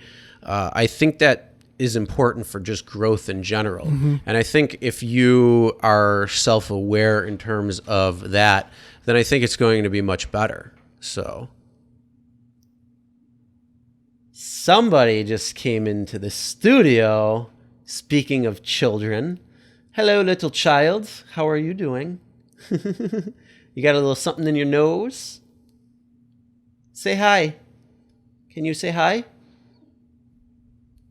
Oh, you're being a little bashful right now, aren't you? Hey, Chris, how do you make a tissue dance? Put a little boogie in it. Ah. Dun dun dun. Ch. Huh? She's making this little face right now. So anybody who's watching gets to see this little face. I think it's all the lights that are bothering you. You're like, oh my God, it's so bright in here. What the hell is going on? Yeah, it's exactly what it is. It's all the lights. All right, so back to, like I said, I think it's more to do with, you want to be real. Yeah. You always want to be real. You always want to be genuine in anything you do, because people are going to see right through the bullshit. And children, if they're going to see what you put in front of them. So if you're not genuine, you're not truthful, that's how they're going to be. They're not going to be genuine. They're not going to be truthful. So like I said, if there's faults or there's problems or there's issues, I think it's very good to be clear and upfront with it to them, showing them the faults and then overcoming those faults so they can see,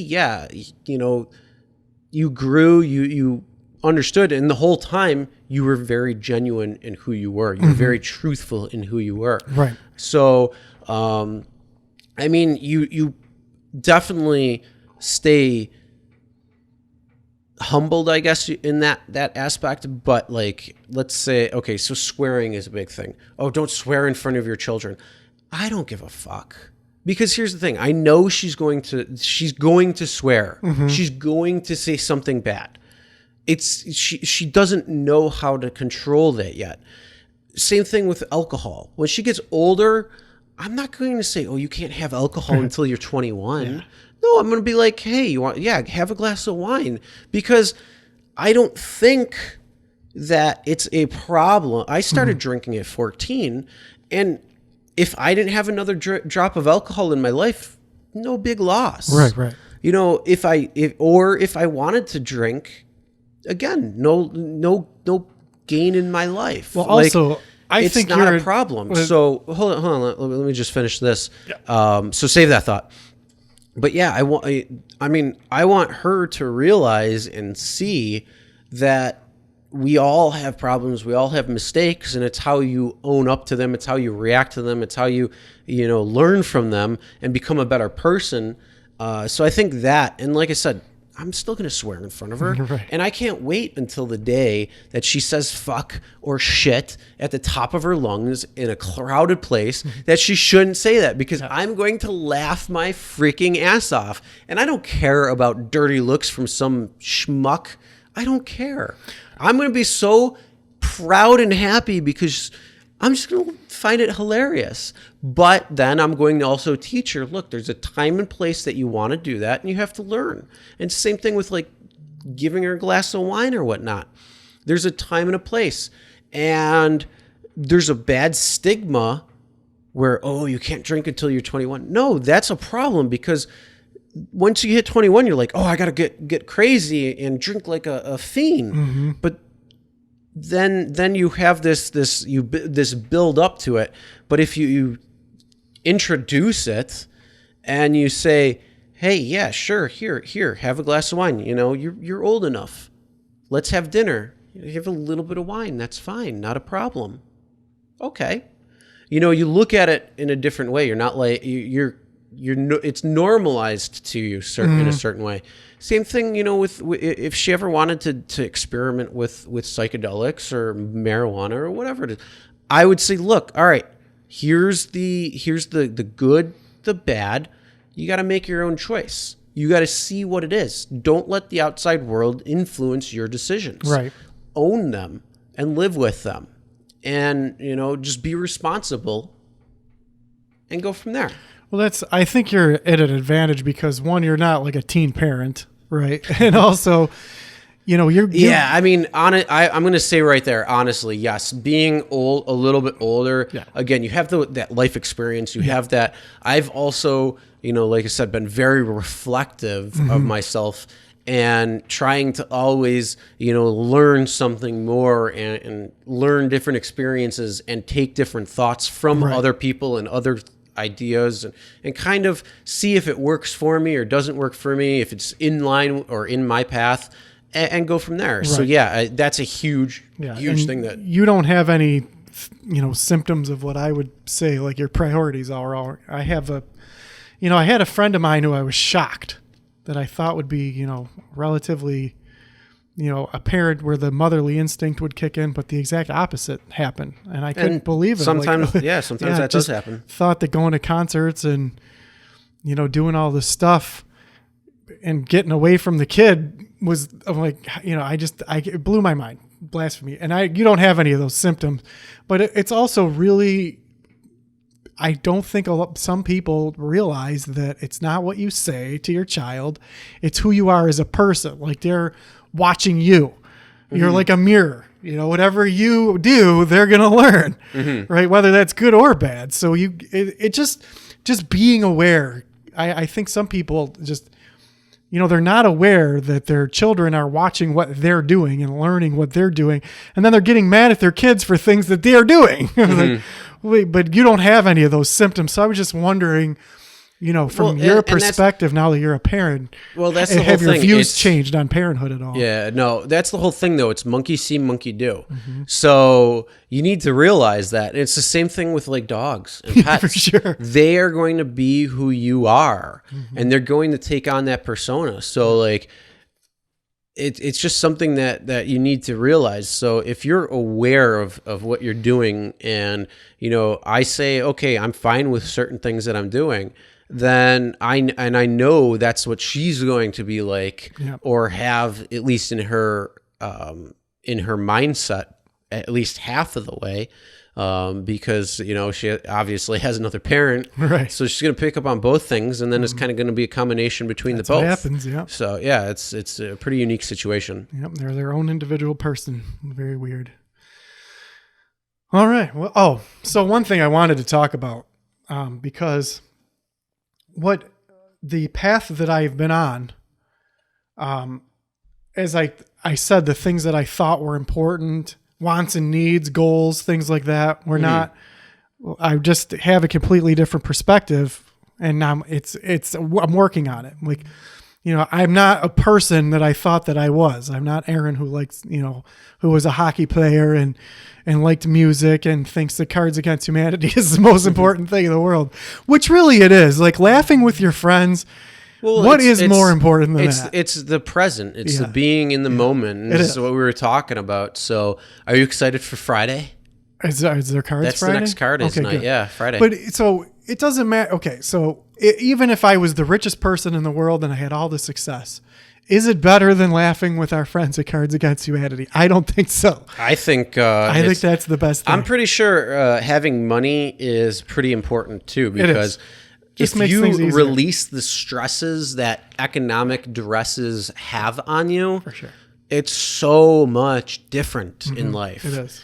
And I mean, most arguments, most stress comes from financial woes and financial worry. Yep. And if you have the ability to not worry about that, but yet stay humble and stay fun and enjoyable, and not get away from yourself, or not, position yourself to be somebody you're not, like I say, always stay genuine, always be who you are, then I think that you're going to live a much better life, and you're going to be more present because you're not putting on this persona that's fake and then trying to figure out who you got to be around whatever person to continue the lie that you're shaping. That's exactly it. And yeah, money does make everything easier, but it's not going to make you happy. So I don't know about you, but if I had a lot of money and I could go all over the place to different areas, well, traveling, I'm gonna be happy. That's what would make you happy. Yep, for sure. It wouldn't be the money; it would be the ability to travel. So let's work on that as a goal for the future. And this channel, Real Rideshare Stories, you should all go check out, because there's stories of real ride shares. And the one that I watch always makes me laugh. And it's a bunch of college kids that they're having trouble with their one roommate. And just the way that the kid in the video says, he keeps asking me to touch my stuff. It's like, no, it just really makes me laugh. It keeps asking me to touch my stuff. So you should go check it out. Real Rideshare Stories. It's a good one. Now, so I don't know if getting older really does bring wisdom, because I don't feel like I'm wise at all. What happened to me is just things were not going the way that I thought that they should go in life. And the only thing that you're left to do is just reassess what you thought the way things should go is. Like, maybe I'm expecting things that aren't realistic, or maybe I should reassess why am I so upset about these things that I have no control over, and these wants and needs and goals. Maybe I just had to reassess what those are. And that's what I had to do. So there's a lot that went into it. There's a lot of things that can happen in the world that could really throw you through a loop. So we need to have some kind of support system. But here's what I wanted to bring up. So because of this interest in different things, in trying to look at a different perspective in life and trying to just be here now, and really assess the way that you react to the world, there's a lot of stuff going on in the world. Have you been paying attention to what's been happening in Hong Kong or Chile? Nope, not at all. Me neither. I know very little about it, but what had happened to me, because I've been doing meditation, I've been watching YouTube on how to meditation, right? And that can only go so far. You can watch yoga on YouTube, right? But you can't. Nobody's going to come along from YouTube and say, "Well, your posture is all wrong," right? Oh yeah, I mean, absolutely, I agree with you. So, especially when it comes to bodily things. I mean, I can watch a YouTube tutorial on building a house. Yeah. I can watch a YouTube tutorial on editing a certain aspect in a video and learn exactly as is. But yeah, you're right. When it comes to yoga, when it comes to certain tweaks, there's no one that can be there specifically that says, "Oh, you're doing it wrong," and then position you the right way, or give you an idea on how to like just be better at especially with meditation or something like that. Well, that's what happened. So because I took this philosophy class in school, I just really, again, I was a science person. You know, the universe happens because of physics. That was what I thought in my brain, like my amygdala and my axons and dendrites. And I never really paid too much attention into philosophy, and we all learned a little bit of religion, right? And some people, these writings from ancient people just completely run their lives and make every decision they make is because of these ancient writings. Well, for me, I thought that my body was a function of physics and of biology, but I never thought of different philosophies of just how to view the world. And that's what started me. One of the things that started, it's because a person made me feel like I was not good enough, and no matter what I did, I was never going to be good enough, and that created a deep sense of loss. But also thinking about them all the time was a repetitive pattern that I needed to learn how to stop what it's called ruminating, right? And I was just not doing, the way that nothing was right in my life, I thought. So because of that philosophy class, well, then I started to learn different ways of thinking about the world. And I was watching these videos of meditation on YouTube, which also because of my philosophy class, I started learning about Buddhism, right? Which I learned about different religions, but I never paid attention to that philosophy. I wouldn't even really consider it a religion. But really, I wouldn't say philosophy is a religion. I just think say it would be like a way to think differently. Major shift perspective for sure on a lot of things. And I'm like, how come no one ever taught me this before? So, but then the meditation was different than Buddhism. But I'm learning all these new things, right? Well, I'm watching on YouTube how to do these meditation videos, and I didn't know whether I was doing it right. There's so many different ways to do it, and you don't know. So I finally contacted a person who has been trained by different shaman? people. Yep. And Nice. Around here locally? yes. Or, So okay. I went and I paid this person to guide me, do a guided meditation of what their philosophy was. It's a very interesting story. And then, also how it works for them. Correct? Yes. Okay. So the core tenet, one of the core tenets in Buddhism is this sense of no self, that you're not Chris, and everything you think it's a no self, right? Well, this particular person's philosophy differs from Buddhism, where they are trying to teach you the I am. Like, you are a person. You are everything. You are the universe, right?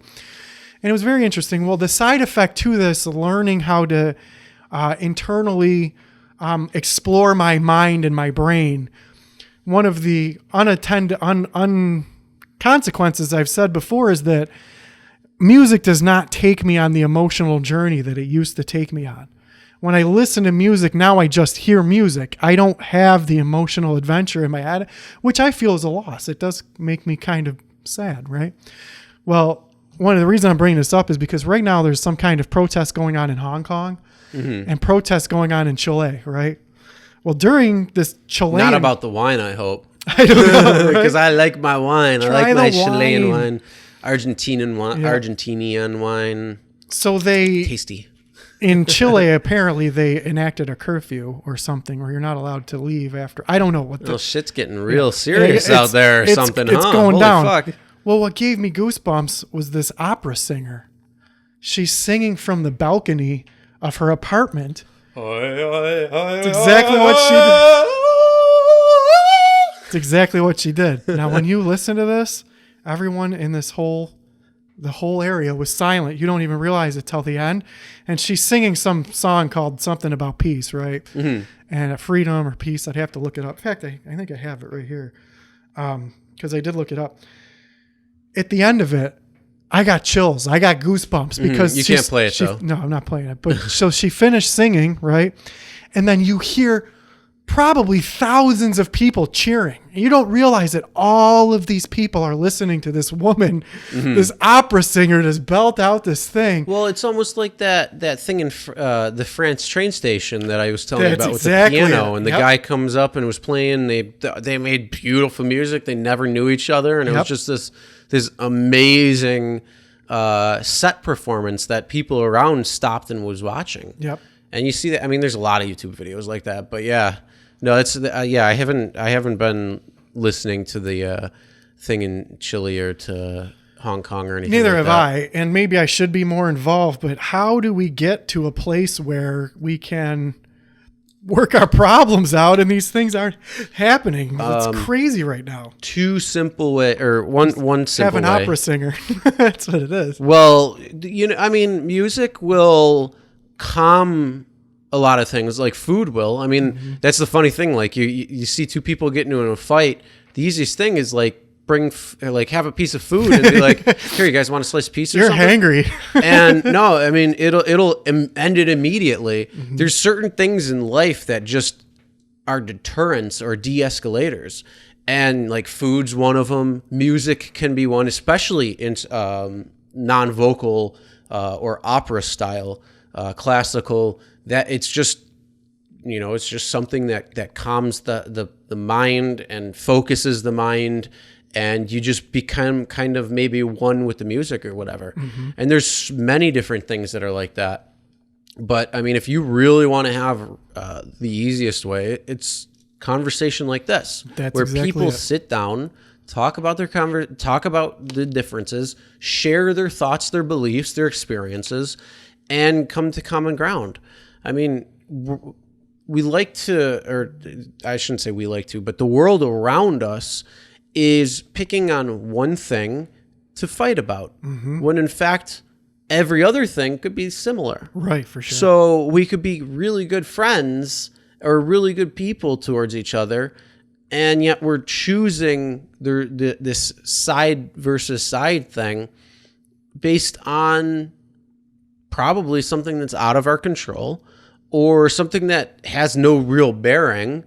And I mean, yeah, sitting down, having open conversation and real thoughts and being open-minded to what the other person is thinking is going to be what moves us all forward.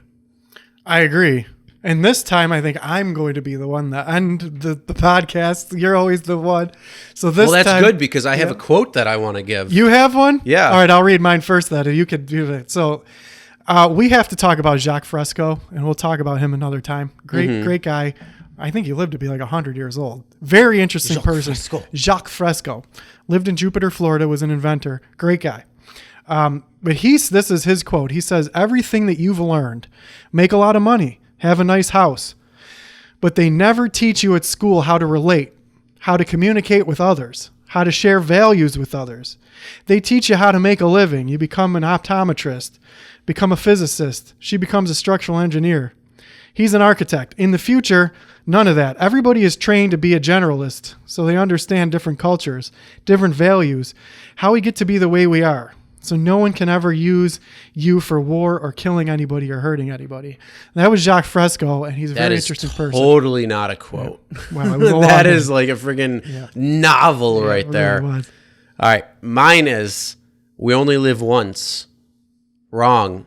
We only die once. We live every day. That's the end of our podcast. I was Aaron. And I'm Chris. Good night. Get busy living or get busy dying.